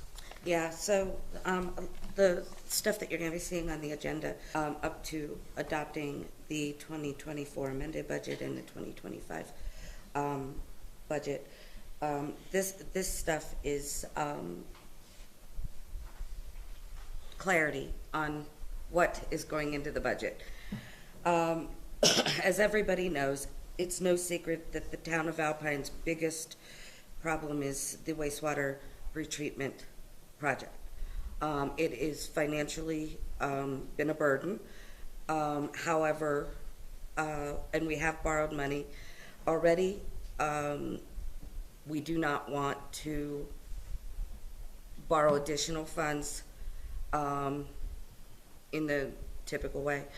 And so what we're looking at, if necessary, we want to have everybody be aware that the budget that was put together for the wastewater fund has $1 million being borrowed from the general fund if needed to balance the budget. Our goal, and we've had a lot of meetings and a lot of discussions, and we've cut everything that we thought, okay, we can cut and we can still make this work. But we will continue to cut. We will continue to not spend whatever we don't have to spend. Jorgensen has, they did a fabulous job. Kevin did a fabulous job putting together a number for me to finish this project. And that project is just under $1.3 million. And that's a lot of money. But at least I feel for the first time, honestly, since somebody gave me a number, that we're in a place to actually not exceed that number. So The 1.3 million includes the $508,000 yes, it does. It that does. we It just does. approved. Yeah. It does. So I feel like the number's good. I feel like it's in the budget, and I feel like hopefully within the next 5 months we're going to be able to wrap that up. So this is the backup plan. Again, it's about communicating and being transparent Yes. with our constituents. I don't want anybody to ask 6 months from now if we have to remove money from the general fund to loan to the wastewater fund. I don't want anybody to say, why are you doing that? I want to be clear that this budget is put together with the assumption that we may have to take $1 million and do that. And again, we are very fortunate that our bank, where all of the operating funds are combined for all the accounts, is paying an interest rate just over 5%. And in the spirit of not cheating the general fund, the wastewater fund will pay a 5% interest rate back to the general fund. So we've calculated out a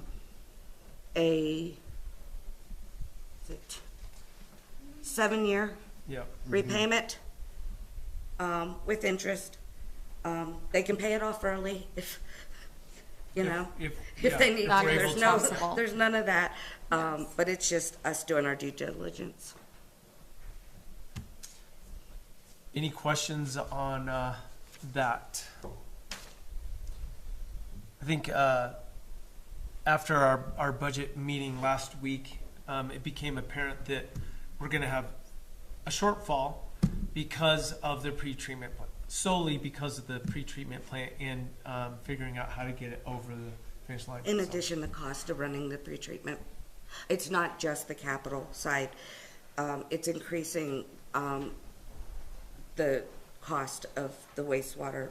Yeah, and those are numbers that we still don't even know. Yeah. We're Yes. making guesses on. We all don't of know the Yeah. operating numbers. No. So this is really the only way that we see that yes, we could go to the bank and try to get another $1 million loan, but that does not make sense if the general fund has the money, can afford it if the water fund, water and sewer needs it. So, I think this is real important.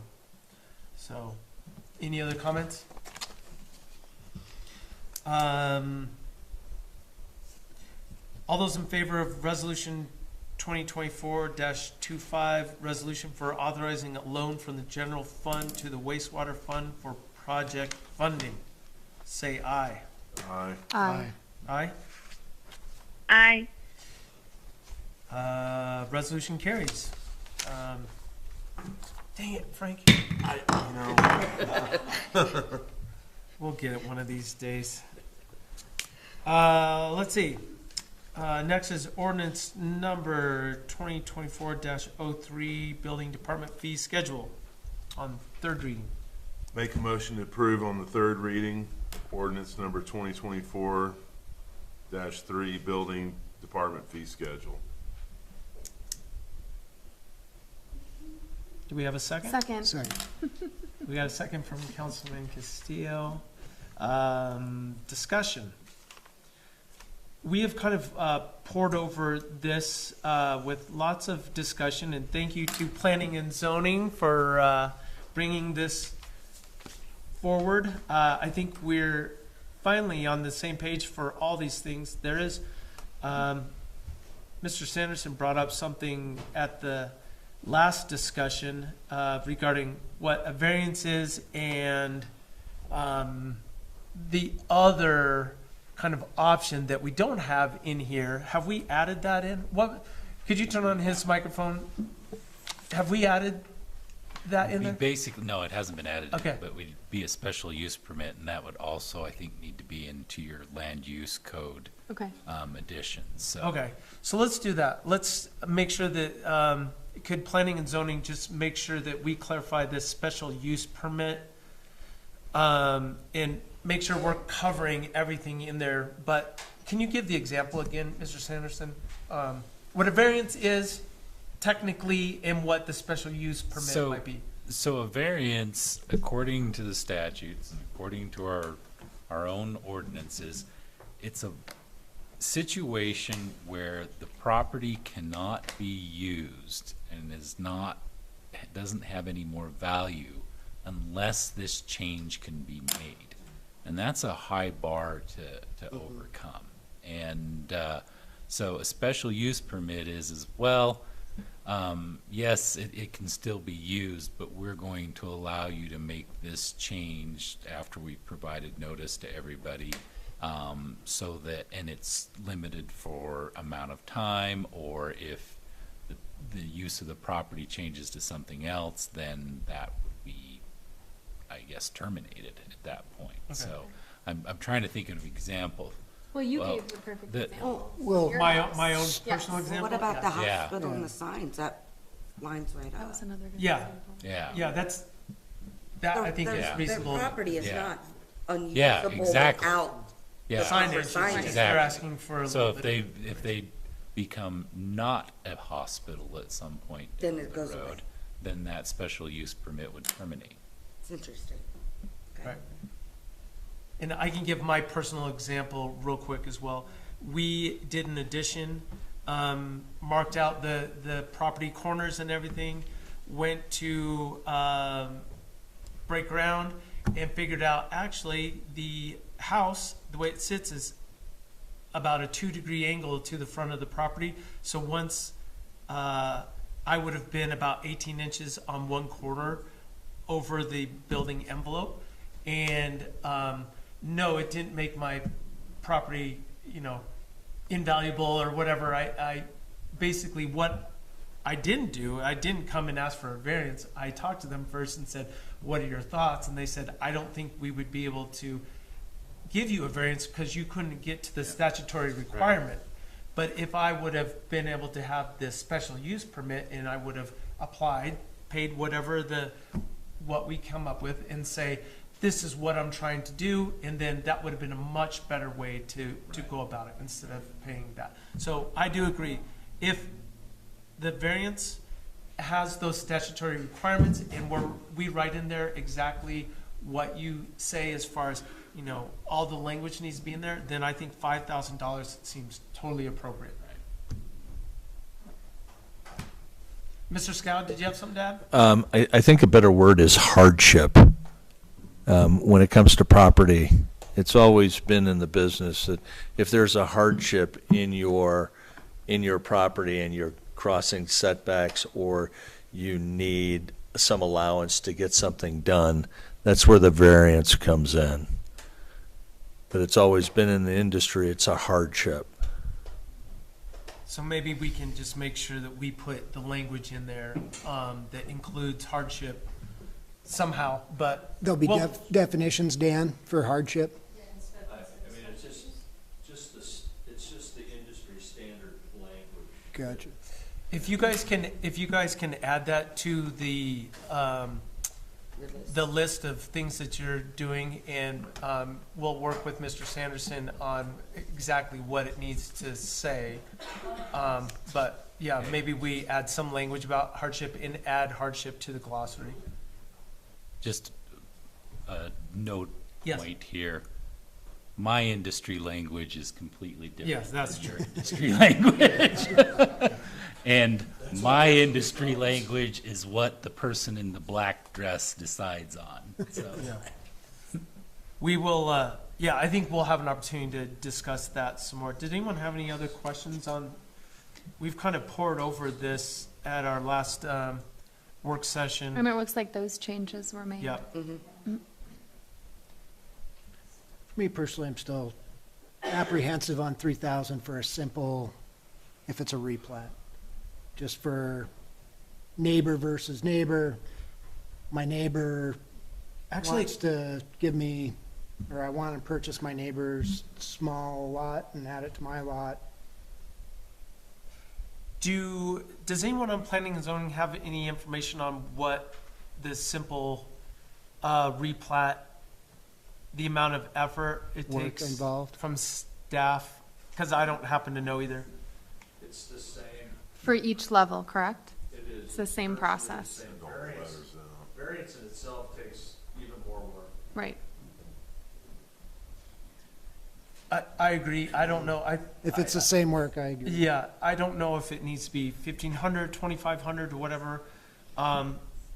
But yes, if we take the most recent replat, well, I don't know if it's the most recent, but we take the Barry Grice case.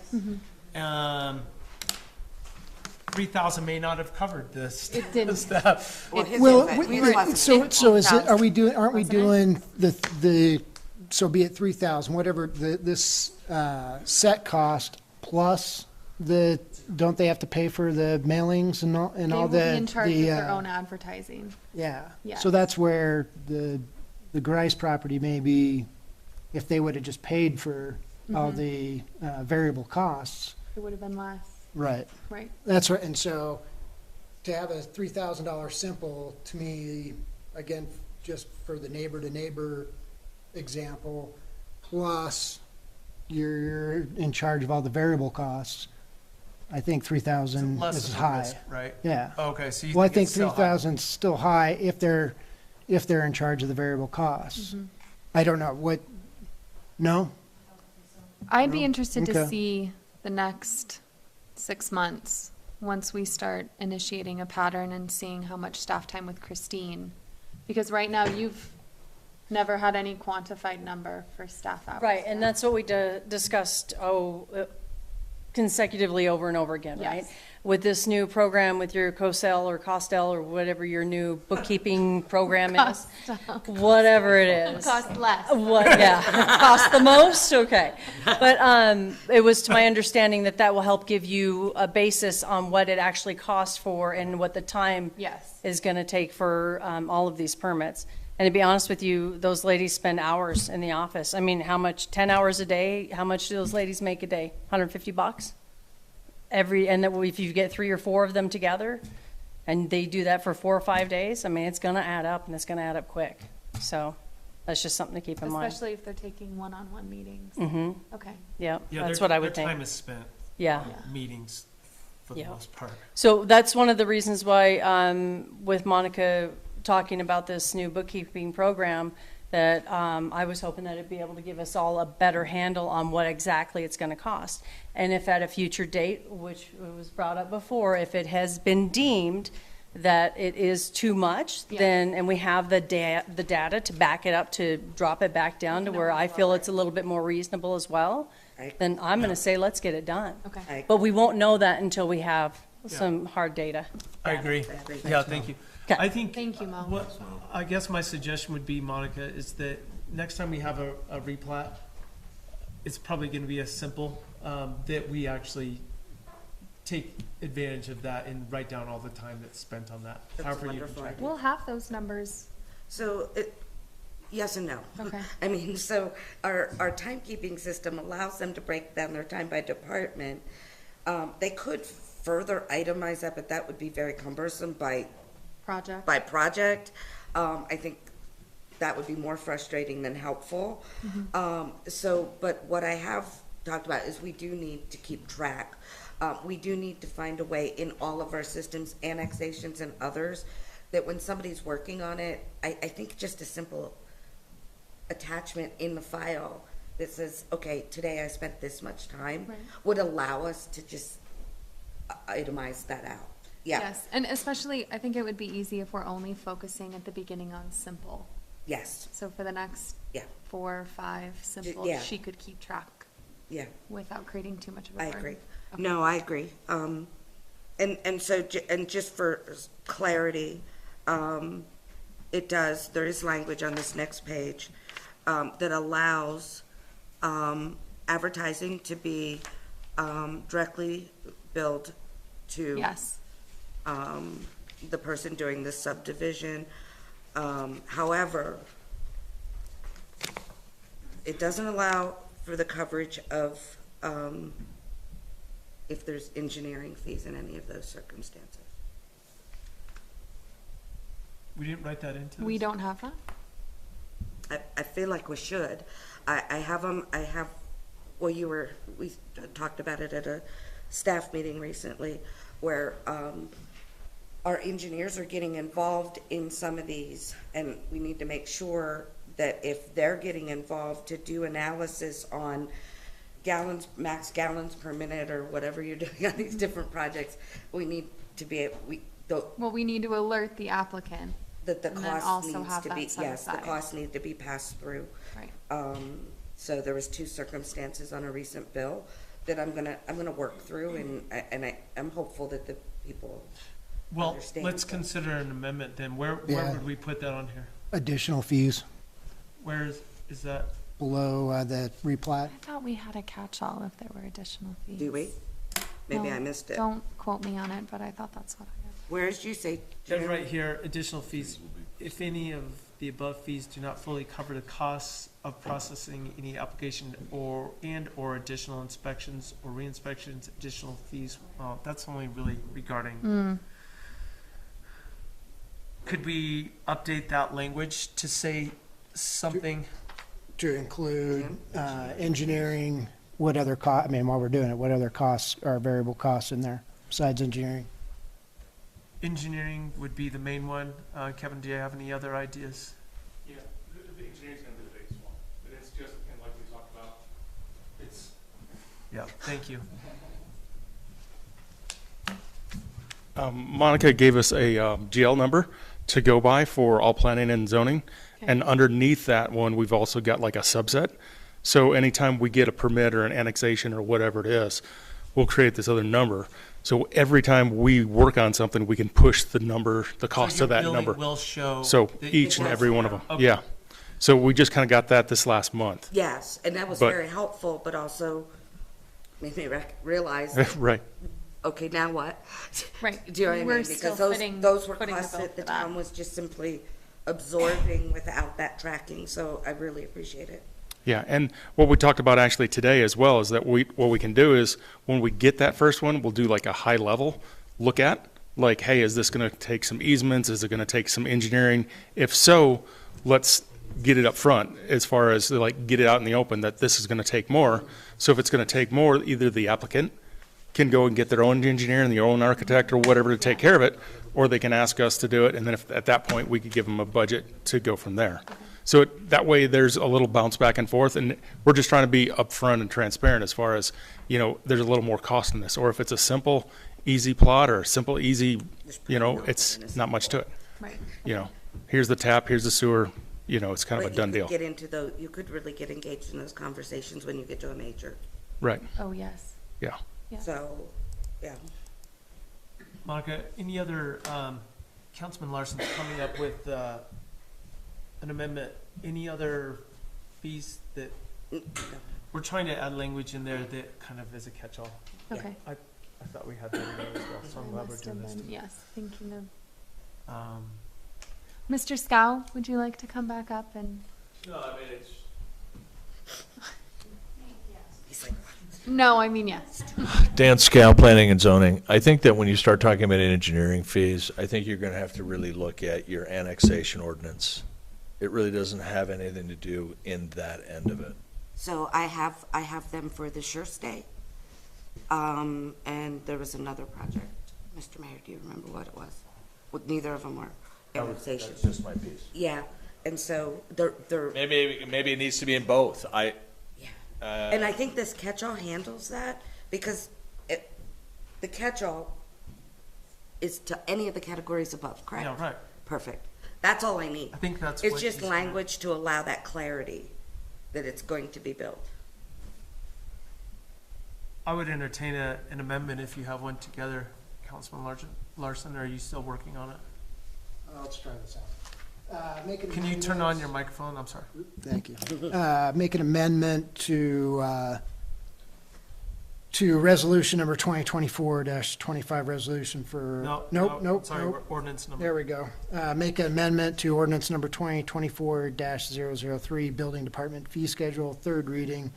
Amended motion to include for additional fees, quote, if any of the above fees do not fully cover the total cost of processing any application and/or additional inspections or respections, including but not limited to variable costs, other included variable costs, engineering or professional fees will be assessed pursuant to Section 2 of this ordinance. Perfect. Second. We have a motion of amendment and a second. Any discussion? That seemed to cover it pretty well, including but not limited to in those professional services. That's very Thank you. broad. Yeah. Do we need any language in there, do you think, about all fees will be transparently communicated to the applicant? Well, I Or think throughout the process, or that they'll be able to try to figure out a budget early on? Regarding, The applicant? Right. I hope Who's the coming in. applicant will figure out a budget early on. for building the house. No, just if they didn't have engineering costs in mind, how as a town could we support them in opening that communication? Yeah, I think we just need to be I mean, I upfront. think that comes, once they submit their application, as long as it's a completed application, once it goes ahead of the planning and zoning, if you guys all of a sudden pop up and go, thank you for your completed application, however, This is gonna take a lot of unfortunately, what we see engineering. here is you're gonna have other costs involved that we're gonna need you, and that's where Christine will get involved we'll make an appointment with me, Yeah. is my thought. I think she has some language on her application anyways. Without it in front of me, I can't swear to it. But yeah, so if those things are a possibility, I think you just add them for clarity on her application and checklist That's process perfect. as well. Yeah. Okay. I think we're covered with that amendment. Any other discussion? Since there's no further discussion, all those in favor of said amendment, say aye. Aye. Aye. Aye. Opposed? None. So we're back to the original motion on the table. Any other quick conversation, I think we've gone over all these line item by line item, so I think we're good. But just last stab, if anyone has any comments, I'd like to hear them now. All right, with no further comments, ordinance number 2024-03, building department fee schedule on third reading. All those in favor say aye. Aye. Aye. Aye. Opposed? None.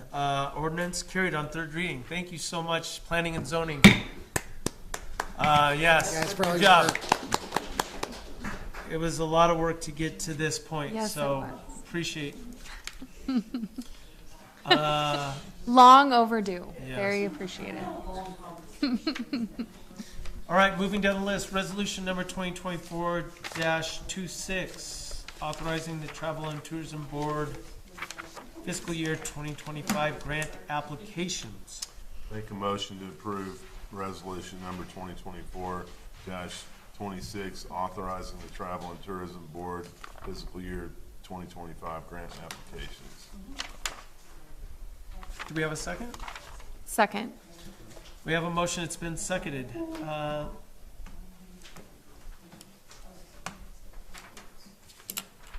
So, and again, this resolution was added for clarity in the budget. These items are already allocated in the budget that is last on the agenda for 2025. So we wanted there to be transparency with the public that these items are in the portion of the budget that covers the Travel and Tourism Board. Correct. And we have resolutions already passed that allow town council to put the match funds forward for any of the ones having to do with the town of Alpine. That's correct, right? I'm sorry, Mr. Mayor. So we have resolutions in place that the town of Alpine is matching these funds. Okay? I just want to make sure. Yep. I remember doing that, but I want to make sure you. Yep. What? No, so it's like a Differs 20. per project. It's on the town of Alpine ones, This? it was a 20% match. For example, the signs, which there was a lot of discussion about that. 3 signs, welcome signs in the town of Alpine, up to $60,000, so about $20,000 a sign. And the town of Alpine would be putting in $12,000. So those are all funds that we've budgeted for. I think, Councilman Larson, you're recusing yourself, I would imagine? Correct. Okay, But I will be answering any questions if anybody has questions. yes. Does anyone have any questions? I'm pretty up to date on these because I've attended those meetings, but if anyone has any questions, I'd like to go over them now. Only that. Can I make a And then- comment? Yeah. Go ahead. Let's let Andrea jump on it. Go ahead, Councilwoman Burchard. The Travel and Tourism Board did a really thorough job of considering all of these applications, and I think what they came out with at the end was really strong decisions, and I appreciate their time. Yes, thank you. Well said. Well said.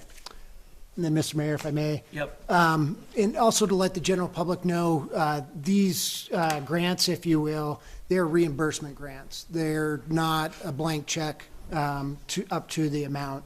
So I'll use Alpine Trails and Pathways, for example. That grant is for winter grooming. Alpine Trails and Pathways hires Bouchon Property Management, Bouchon Grooming in the wintertime. And Bouchon comes, they invoice Alpine Trails and Pathways. Alpine Trails and Pathways, in turn, would invoice Travel and Tourism, and that's how the check would go. It's not that the Travel and Tourism Board writes Alpine Trails and Pathways a check for $9,600. And that's true with all of these. So it is all reimbursement. It can only be reimbursed with receipts that cover state statute regulations. And I'd also like to thank our board as well. Yeah, they put did a in great they did a good job. They, Correct. Correct. Yes. point of clarification here for either you or Monica. So the one on SVI alpine.com. Correct. Didn't we discuss going to $40,000 was travel and tourism, and then the town of Alpine would do Nope. the It was a partnership, if the town of Alpine, would like to. For travel and tourism, it was a maximum of $25,000. Basically, we were looking to get to 42,000? No, I think it was 40,000. 40,000.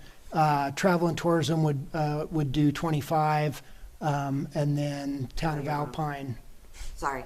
So it was $40,000. Correct. And you said the discussion was maybe the town of Alpine could split 50-50.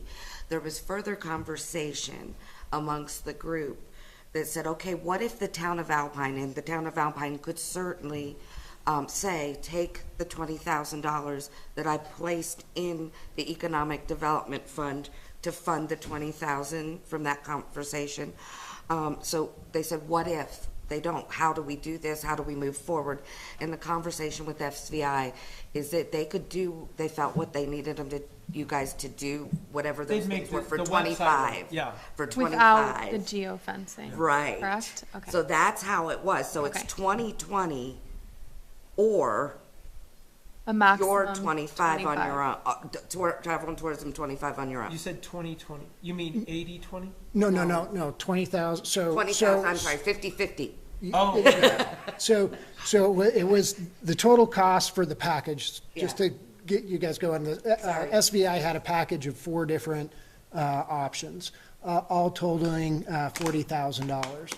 And the discussion was, because one of those options in that 4 product package was more economic development versus travel and tourism, we discussed with the town in their economic development funds in the general fund, doing such that, however, you had to combine all the products to get the discount, because it was very heavily discounted. SVI was great for their first year to really give us a big discount on these products.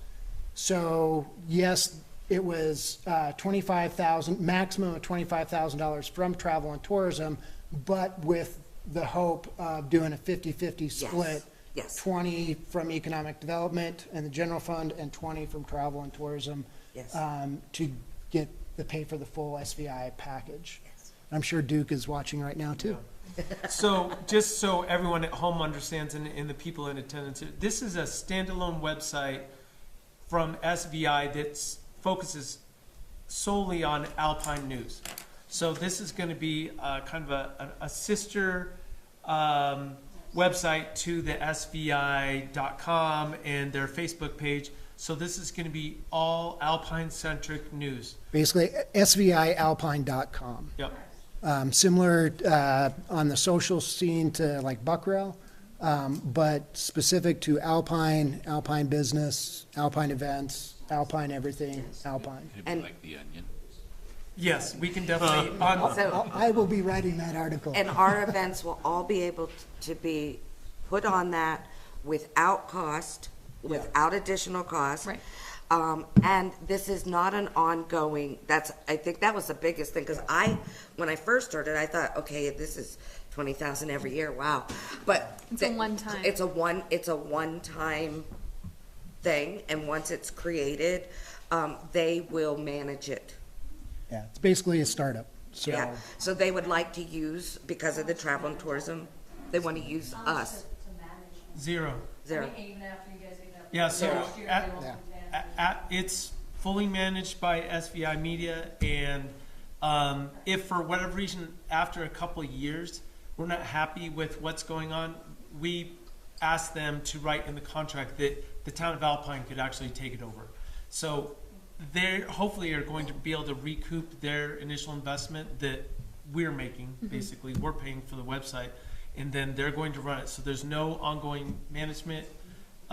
Free ads for the town of Alpine to get our, Small economic. businesses out there. Yeah, small business and events especially. So I think it's a great deal. It really is half will and half monetize economic it. development versus For everything. a long-term So thing. do we? I think we should. This would be up to 25,000. So I don't have a problem with that. And then we can do a standalone resolution like next month that we can talk Put about. that together. Is everyone Yep. fine with that? Okay, and Does that how make we sense? would pull the funds. Yeah, and make sure, I mean, we have it in the budget now, But so. you're right, there's probably some clarity on the backside of that Mm-hmm. should happen. That would be lovely. I probably missed that. No, that's okay. This is why we discuss, Yeah. Monica. Any other discussion on this? Thank you, Mo. That was a great question about ongoing costs. It really was. Yes, it's very important. Any other discussion? Councilman Larson is going to recuse himself, so we have the four of us voting on this. Let's see, all those in favor of Bless you. motion to, let's see, all those in favor of resolution number 2024-26, authorizing the Travel and Tourism Board fiscal year 2025 grant application, say aye. Aye. Aye. Aye. Abstain. So, and opposed, none. That was 4 ayes Ayes, and one 1 abstain. abstain. Okay. Mr. Dickerson, that passed. So now on to the current year's budget. Would someone like to make a motion? Motion to approve on third reading of ordinance number 2024-006, budget fiscal year 2025. Second. We have a motion, it's been seconded. We've spent a lot of time talking about next year's budget, but we need to land this current budget. So I think you're back, they put it on, it's on backwards. Yeah, So it is this on is backwards. 2025. This is 2025. That's Should what we, It's up to you. okay, that's fine with me, I don't know if anyone has, it seems like we should probably Wanna do 2024 this year's budget first. Yeah. When the items got moved, it must have got shifted. They were on there. Yeah, they were on there the We other way. shifted things around. It was my fault. No, you're fine. It would just, I missed it. when I reviewed it. I'm just getting out all my notes. Table that for a moment. Yeah, let's just table that for a minute. We'll move on to J, which is the current year's budget. Make a motion to approve on third reading of ordinance number 2024-005, amended budget fiscal year 2024. Second. Okay. We have a motion, it's been seconded. Discussion, again, this is the current budget, which I think makes sense to land this one first, and then we'll go on to the next year's budget.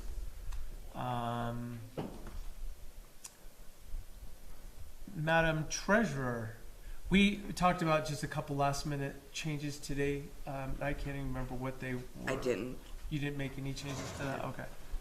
I don't think it was necessary to No, I do think that. I was just being overly worrisome. Cautious? Yes. Okay. Yeah, I think we're fine. Does Um, anyone, go ahead. Yeah, so just real quickly, 2024, when we budgeted last year, we budgeted thinking that we would have to use prior year fund balances much more than we did. The general fund had a very positive outcome this year. And so it is about 900,000 in the black, which is really a blessing to allow us to be able to do what we're doing for the sewer fund if necessary.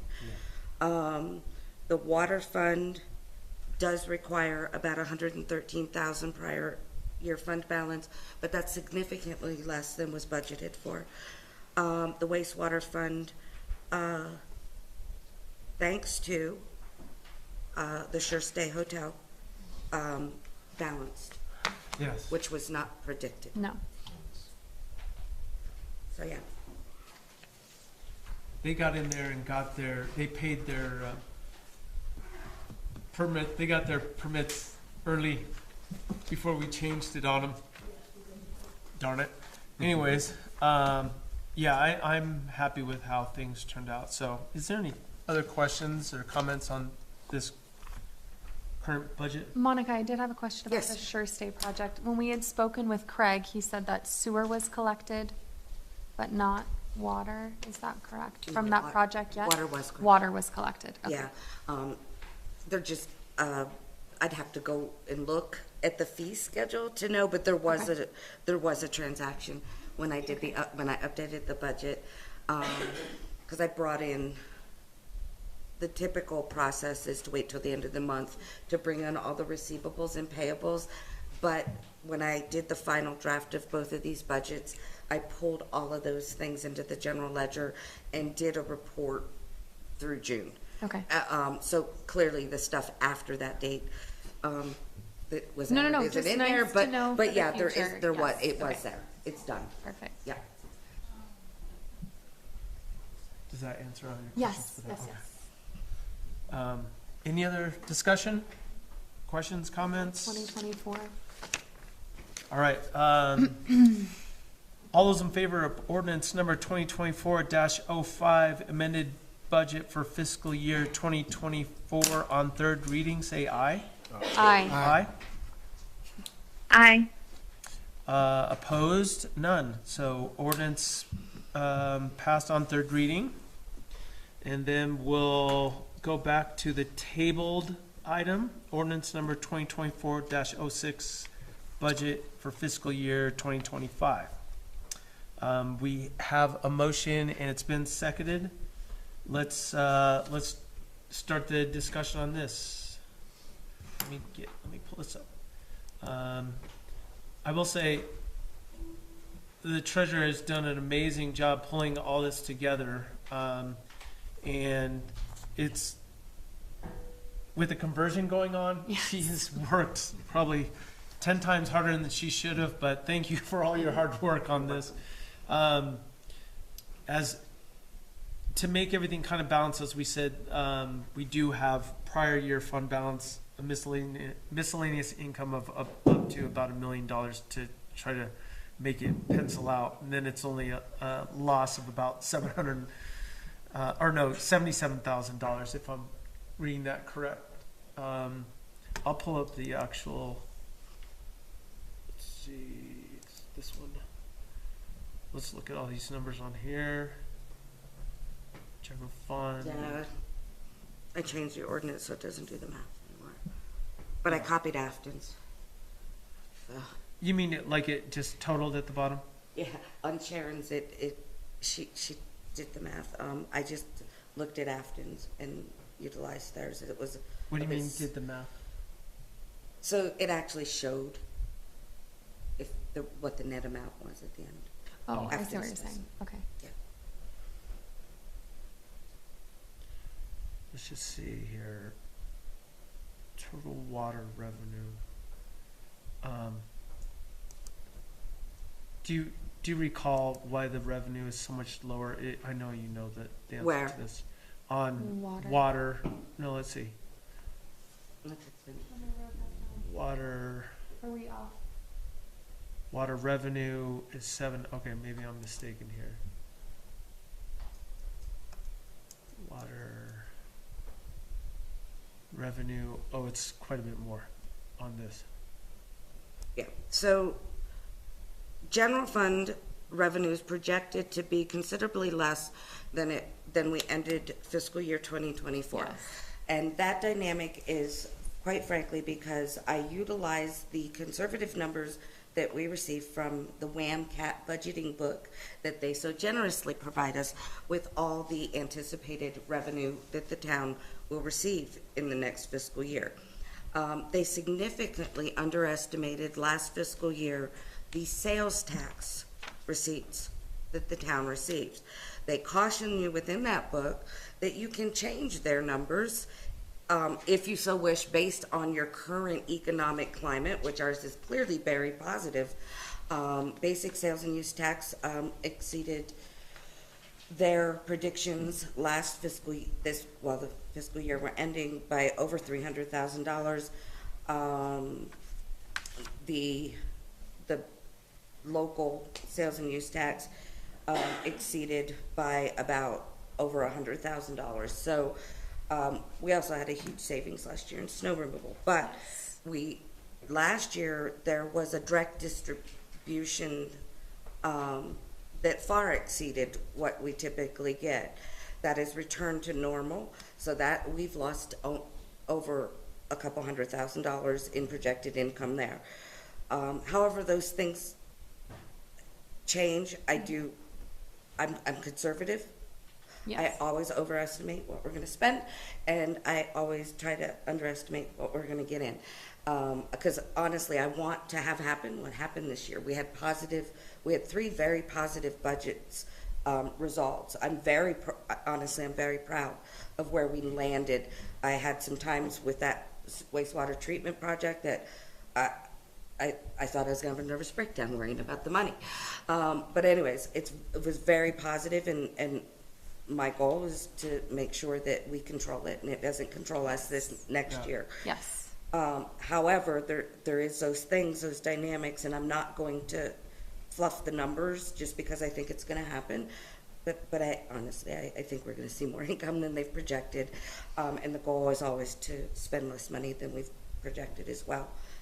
We also have capital projects in here that really, those things get pushed in at full value.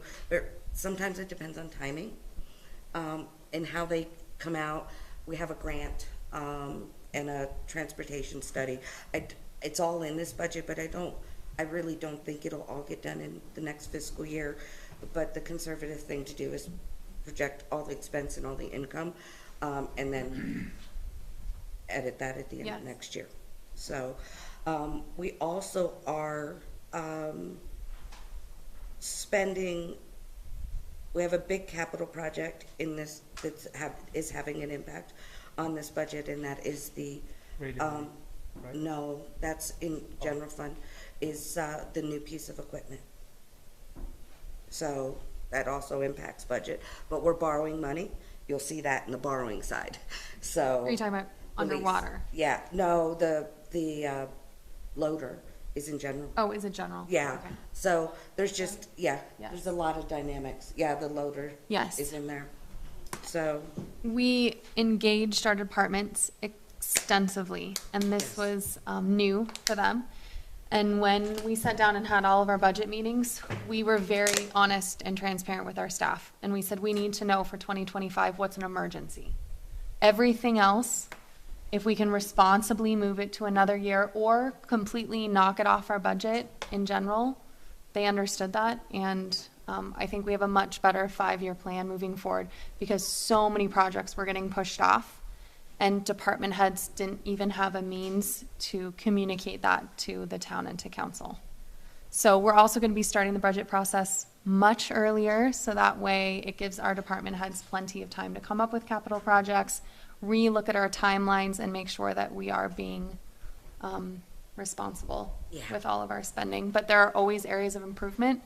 So we're going to be looking earlier and earlier every year just to make sure that we are taking as much time as possible to go through every department and make positive changes. Because this is not monopoly money, this is taxpayer dollars, and we greatly respect that. Another thing we talked about was bringing forward a spending policy. And, yes. Yes. It's a priority. So I think we'll be bringing that forward next month. So we're gonna write That's the a goal. policy. Okay. And then everyone absolutely is on the same page as far as how much money they're allowed to spend and what up to, say, $500, that's the most you can spend. Anything above that goes to Monica, whatever that number is, and then has to come to me. Yes. And then above that, it comes to town council. Okay. So, A lot more checks and balance opportunities. Yeah, and again, Yes. to be clear, it's not about that we don't trust people. No, absolutely that not. we want to tie their hands. It's about the fact that we all recognize, and I think even they recognize going through this process, that we have to have as much positive influence on these numbers as we can this year. Yes. And we got to be really careful in any way that we can. Well, and it's hard to tell what you can spend as a department if you have without no looking idea at- of your yes. running budget. Exactly. Yes, we can do a lot better with that. I agree. I appreciate your No. suggestions with that one. No, I agree. any comments, questions from this side of the table? No, looking good. I see several line items for snow. That's good. Yes. Yeah, we were fortunate enough to save money this year, but you just Next have to year keep- is yeah. probably, yeah. Which was amazing, because Take it was the still a godsend, good, it was yes. still a good year of snow, but. Yeah. Oh, the loader that, just so everyone knows. Yes, can the you lo- talk about that The loader offset? that, so we're selling a couple pieces of equipment that we Yes. already, agreed to tonight in resolution. But we're going to sell, the Mack truck and also the backhoe. Well, we use a backhoe with an attachment on the front to plow in the winter. What we're going to do is buy a loader with a wing on the side that pretty much does the work of two people. So what we did this year, and I think most people would agree it really worked out well, is we plow and then we come through with a blower attachment on a skid steer and get the snow out of the driveways and everything. Well, with this loader, we can put the attachment on the front, do the plow, put the wing down and come through and wing everyone's snow back instead of having to pay a third party to do it. And it's kind of doing, we can have one person do what two people were doing last year. So this was the recommendation from the Public Works Director, and I think it's a great one. And it's something that we'll be able to count on this piece of equipment for a long, long time to come. Yeah, and as the town grows, what we're recognizing is adding people, although we love people, but Yes. adding people is very expensive. Yes, personnel is And expensive. so, so that's one of the reasons we Yes. valued so much his suggestion. If we do this, then we can do it with less people. And it's quicker. Yeah, it's Yeah. quicker, it's less people, so. So we're hoping a significant portion of that loader is going to be offset with Yeah, sale of equipment. yep. Yes, and then, and one of the pieces of equipment will, when that gets sold, will pay off a debt as well. Yeah. So, I mean, Yes. yeah, which is We'll good. save on interest as well, yes. Yes. Any other comments, questions? Yes. Sorry, one last comment. Monica, can you go over quickly, do we have the loan sheet for all of our leases? Just so the public can see we are gonna be paying off Yeah, I don't have it two on loans. here. Well, that's okay, if you have the line It's, item. it, express- the, if you the debt discuss sheet is it. on, if you have I have it, access to the spreadsheet, Yes. there's a tab. yes. Oh, I've got it here. Yeah, let's see. Thank you. There's a tab. Thank you, Monica. Where is it, Monica? It's that one. It's over, Debt service? debt service. Oh, okay, here we go. You ask and you shall receive. Thank you very much. Let me guess. Okay, was there anything in particular you wanted to Yes, look I at? just wanted the Okay. public to know about the two loans that we were gonna be paying off. So the bank, so actually there is, 3? 3 loans that will be eliminated in the general fund Okay. in this budget. So the first one, they're all highlighted in green. The first Okay. one, is the WBC non-recourse loan. And so that loan was part of the Melvin project. And so when all those monies came through, there was some monies given to the town for the extension of infrastructure to that property. There was some additional amount due, and so this loan holds that basically that 117,000. It's attached to an ideology of developing property, and that if you Oh. develop the property, Point of clarification, it's not for Melvin. This was for, originally was for the Grand Teton Distillery, which later turned into the Game and Fish property that the town purchased. okay, so, but the monies that required a For the loan infrastructure. was for that infrastructure, yes. Yeah, that is that. Okay, and so, but anyway, so the loan requires that you either pay it off when you sell it, so you don't pay, there's no interest, no principal payment due since the day it was gotten, or, on the due date, so guess what? It's due. So it will be paid And we're off paying it in off. full. And we're paying it off. This year. And then we have the Bank of Star Valley equipment lease. So that was the historical lease for all of the snow removal equipment that the town purchased when, is that when you took on snow removal, Jeremy? Okay. And so that last payment is happening this year, that will be paid in full. And then the last loan that's being paid off is the Mack truck loan, because that truck will be sold and it is, it's of sufficient value to settle that debt, and probably, we did not project any income being placed back into, the account, but, Right. but We will be we feel be pretty good break- about that. positively break even. surprised. That will be. It just doing happens better to be than two breaking different even. line items here that are 117,000, so that's, but, the top one in that one, but. Does that answer that question? We Yes, got that out thank you. in the public, so everyone Yes, should be on the same page there. We're slowly paying down the financial things. yes. Let me get back to the, okay. Any other comments, questions? I know we've poured over this quite a bit, but I want to make sure everyone, all the 3 people at home still know that we're doing our best here, best interests of the town.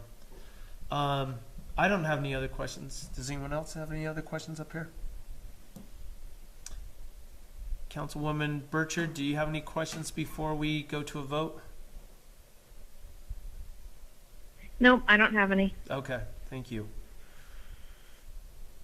All right, since there's no further discussion, all those in favor of ordinance number 2024-06, budget fiscal year 25 on third reading, say aye. Aye. Aye. Aye. Opposed? None. We passed. Yay. That was great.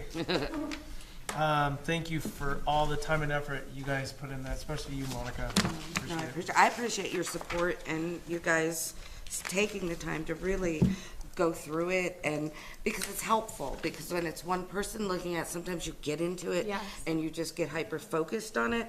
But having the conversations that I was able to have, whether it was Jeremy or the mayor or you, Emily, and even Andrea when she came in, it really, sometimes when you're talking about it, you see it differently and you're like, oh yeah. So it's been great to have Yeah. your support this year. Yeah, thank you. And I think that Cassell software really helped. Oh my God. Thank you. It costs Next less. year's gonna be so Cost less, cost more, whatever it's called. Next year's gonna be so much better. All right, now we're to public comment. I think we have a dozen people here that want to make comments. Or did you just stick around for the budget discussion? Really, Tom? Good. It's important. I'll open it up for public discussion if anyone wanted to.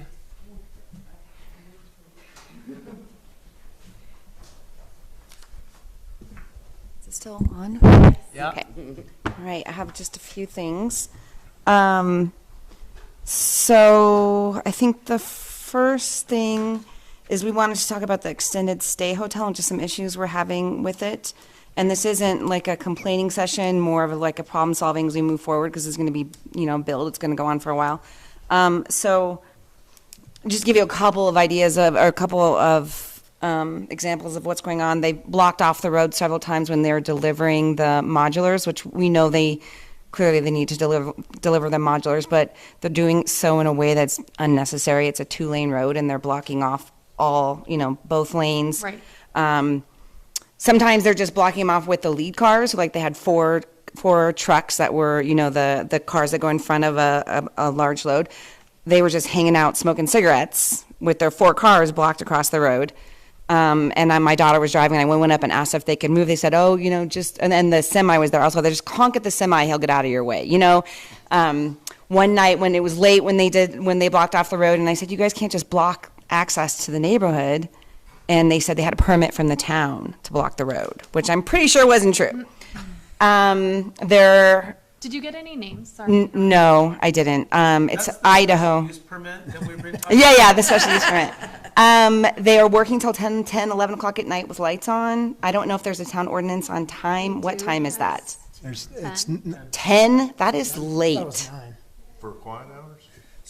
for working hours. Working hours. All I can Working do hours is 10. That recommend seems you- so we need to late. check. I know you've been talking to the code enforcement officer, but I would. No, I haven't. That was my question is what would be, I emailed you, Eric, and I think you sent it to Monica but my question is what would you recommend what should we do? I highly recommend you contact the code enforcement officer directly. And how do I do that? His information is on our town website. Okay, But sounds we'd be good. more than happy to give I'll you pull his it up for you. number as well. Okay. Oh, here, I'll give her. Do you have? Okay, yeah, we're gonna get his card. Perfect. So emailing Okay. me, all I do is pass it. Yeah, no, I just want to know I just happen to have your No, contact it's from the fine. school things. We just want to know what's the best way to handle it. And, we have a lot of subcontractors, they're from Idaho. I just don't think they really care. So I just don't know who's in I will charge. tell you that the contractor does care and he wants to make. I'm sure he probably does, but Yeah. his subcontractors don't. Yeah, for sure. So. we'll- Okay. And then let me tell you one other thing No. they did, because this might be interest of you. They had chained up I hate to say that I don't know what these machines are called, but it was a small, like, loader kind of machine. They chained that up to the no fireworks sign, and they were using that, like, as he was, I don't know, it was like he was using it as counterbalance. There's also little kids running around. It's kind of chaos. So- That's not what we want for No. the site at all. And I know we were in for this for a while, so. They also, Actually, it shouldn't be too long compared to other building styles. Yeah, 'cause they're modular. Because they're modular. Right. Once they start Right. stacking them, I Right. think it's gonna go pretty quickly. So cross your fingers, this happens a Okay. lot faster than a more traditional. Okay. project. And then one last question. I know Lisa had sent an email, but I don't think we got a response on this. Lisa Paddleford. They have placed their modulars on property that is not theirs, so we just want to make sure they had permission. So our code enforcement officer checked on that and it appears that they have permission. Okay, Yeah. okay. Sounds So, good, because that's but the that's hospital something when property. you reach out to Yeah. them, you could double check that. Okay, But. great. yeah. Well, we'll reach out to him. Thank you for that. He's your perfect point of contact, and Okay. I want you to have a deadline where you know you're gonna get a response, Okay, and Steve's It's great. your You can, Sounds you good. can call him directly or email him or whatever. It doesn't matter. okay, perfect. Well, He's hopefully very they're done delivering the modulars, because that was a mess. Thank you. When, one day I came home and they were delivering like 6 modulars. That was when the four-way went out. Oh, And there was all the traffic coming down from Jackson. I'm like, it's bedlam. Okay, thank you for that information. Then I wanted to let you know that I did just go through emails from Lisa about the easement and the roads and kind of, I remembered we talked about this and I didn't know where it was. So the last thing we ended up with was that she was going to reach out to the original LLC to see if they had paperwork, because that agreement was under Alpine Junction LLC, so that's not even like AMPOA now. It's that the town and Alpine Junction LLC were the ones that had the negotiations on when we were You're annexed. right. Thank you for. So it's not us, the AMPOA, being like, we don't want to do it. It's that literally we weren't the ones that were involved. Okay. So, Lisa, I just emailed Lisa again, and reminded her to try, she's trying to track it down from the original LLC, but they're defunct now. So it may be faster for y'all to see if you have any paperwork from back then. I mean, we'll definitely work with you and we'll try and figure it out, but we also don't want to, like, as AMPOA, shell out a bunch of attorney fees to try and get this done when we weren't the ones that dropped the ball. Yeah, this whole thing started when we were trying to figure out how big our easement was on the roads, and Yeah. Christine didn't have a map. So that's how that all started on our Right. end. We weren't looking for it. Yeah, so just so you know, it's not us being like, screw Yeah. you, it's just. Oh, no, No, no, we no, no, we understand. didn't think Yeah, that. it wasn't us. When all this. We're, came we're up, I fully thought, oh, willing this is an to opportunity cooperate talk and about do it. what we need. We just don't want to shell out a bunch of time and money to do it when we didn't drop the ball. Agreed. Yeah. So, okay.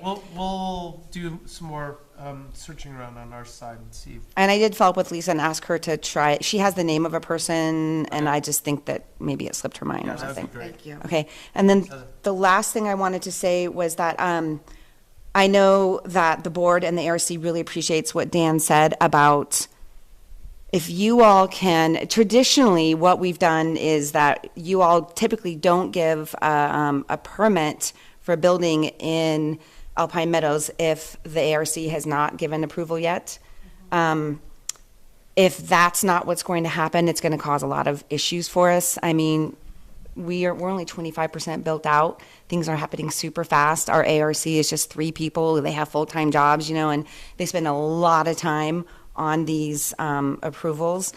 It gives us a little bit of teeth to say to people, no, you don't have everything that the town is requiring, because we do say, like, you have to have this, this, and this that the town's requiring as well. If you guys give permits before we have done that, then that takes away a lot of our teeth. And we really want to work with you. We want to be on the same page. So I just think that we would really appreciate it if you can continue to do it the way it kind of has been in the past. The feedback I've gotten is that it just takes too long. So we're not here to hold people up, but if the town of Alpine's process is the fastest part of the process, then I think we need to look at all of our processes again. And this is coming from someone that lives in an HOA that has Yeah. similar issues. Yeah. And so I think we could all do better, but I want to understand your side of the, Right. your viewpoint and from the town's viewpoint.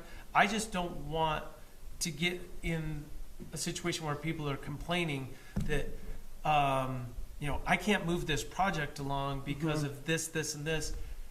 And if there's a way that the town can listen to those concerns, but also keep the project moving forward, great.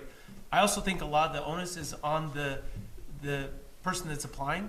Yeah. Get it Right. in much earlier than you anticipate Well, putting it in, so. I can only speak to our ARC. I will say I know they are very responsive and quick. Like, they really try and get things through fast. And also because our expectations are a little bit higher than the town, if they've jumped through our hoops, they're going to meet most of yours. So I think it's actually going to be faster on your part if we vetted their applications first. Okay, So, appreciate it. Thanks, Yeah. Heather.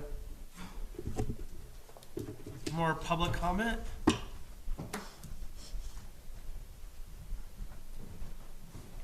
Mo didn't get enough airtime tonight, I did. so she's- So, the comment about, not having HOA approval for any permits, years ago, we had some folks who were trying to supersede the homeowners association, and they came to the P and Z years and years ago. This is like 15 years ago. And they came to the P and Z, and we approved them for a shed. Well, come to find out, they didn't have that information. We didn't get it approved from Riverview Meadows, which put us in a predicament. And it put us at odds with the HOA without our knowing. So at that point in time, it was deemed that, yes, we should always make sure that we have that cohesiveness between the two of us. Because there's nothing wrong with going to your HOA. I mean, you moved into an HOA, that's kind of what it's there for. And it doesn't take long to get that approval from the HOA. It's good neighborly work. And so that's one of the main reasons why we've always said we've got to have that before we approve the permit. There's been a couple permits already this year that the folks who've come in have tried to push their permit through without getting that from the HOA as of yet. And so they just try to supersede it, and it's not cool. It's just not good neighborly, so to speak. So that's one of the main reasons why it's always been just get it from the HOA real quick first. So I just wish it was in the land use development I code. thought If it we've been doing was. it for 15 years. To be honest with you, I really thought it was. I was, after what you said earlier, I was going to go through and check, but I really thought it was. I thought we put it in there after that incident, but I could be mistaken. To see, yes. It's 'cause not. you're It's right, not? Wes. Okay. Oh, it's not, okay. Yeah, that's always just been the neighborly thing that we've always done as a town, just to work nicely with Yes. we only had the one HOA. If it's at the the right beginning. thing to do, then I'm all for it. I want to vet it out and make sure it's. Yeah, and I totally understand not wanting to have to go through all of these extra hoops, but and unfortunately, that's the joys of being on with an HOA, right? Is that's something you have to do. I mean, you moved in there. It sucks. Don't get me wrong. I'm not a part of an HOA, and I wouldn't want to be just for that reason. It's a little bit of a challenge, but I understand. That's just something good and neighborly that we should try to do as a town. Okay, thanks, Mom. Thank you, Mom. Now you're over your time limit. sorry. So I just texted my husband, who's a builder, and asked him. He's built quite a bit in Alpine, and he said, "No, I'm pretty sure it's like in the codes or whatever in the language." Like he assumed. So in his experience, this way it's always been. That you always do the ARC, then the town. And then I said, "Well, what about in your experience in other areas?" He said, "Jackson, Vale, Eagle, Cordia, everywhere he's ever built, it's the ARC and then the town." Okay. Just for record. Thank you, Heather. Any other comments? From the front row over here, you brought your daughter and everything. front row because the back's closed. You came a little too late. This is our ARC, by the way. Oh, okay, good. Well, welcome. Nice to Thanks meet for you. coming. Any other public comment? anybody wants to geek out on economic stuff, Jonathan Schnechter wrote a great co-authorized article that came out today on the Teton Pass and what it's costing. $6 million, yeah, it was a week, I believe, 6 million a week, yeah. Yeah. That's for Teton Valley residents. It's basically $100,000 a week for Star Valley residents because of the slowdown when it comes. But if you like to geek out on economic stuff, it's a good. You got to get on the CoThrive website. Can you share it to Melody and we can post it or something? Sure. Okay. Yeah, That'd but, I'm just on his. Yeah. So I get it emailed to me automatically. You could actually email Councilman Larson directly if you wanted to or something. Okay. I like the idea of posting it too. Yeah, why not? Yeah. It's all affecting us, that's for sure. Yeah. So, anyways, well, thanks for everyone sticking around so long. We've got a lot going on, and now that we have budget season over, we can take a little bit of time off, Yeah. right, Monica? I would Monica entertain can have a weekend. Make a motion to adjourn. Don't call me We Friday. have a motion, it's been seconded. All those in Aye. favor? Aye. Thanks, Andrea. Sorry it's so late.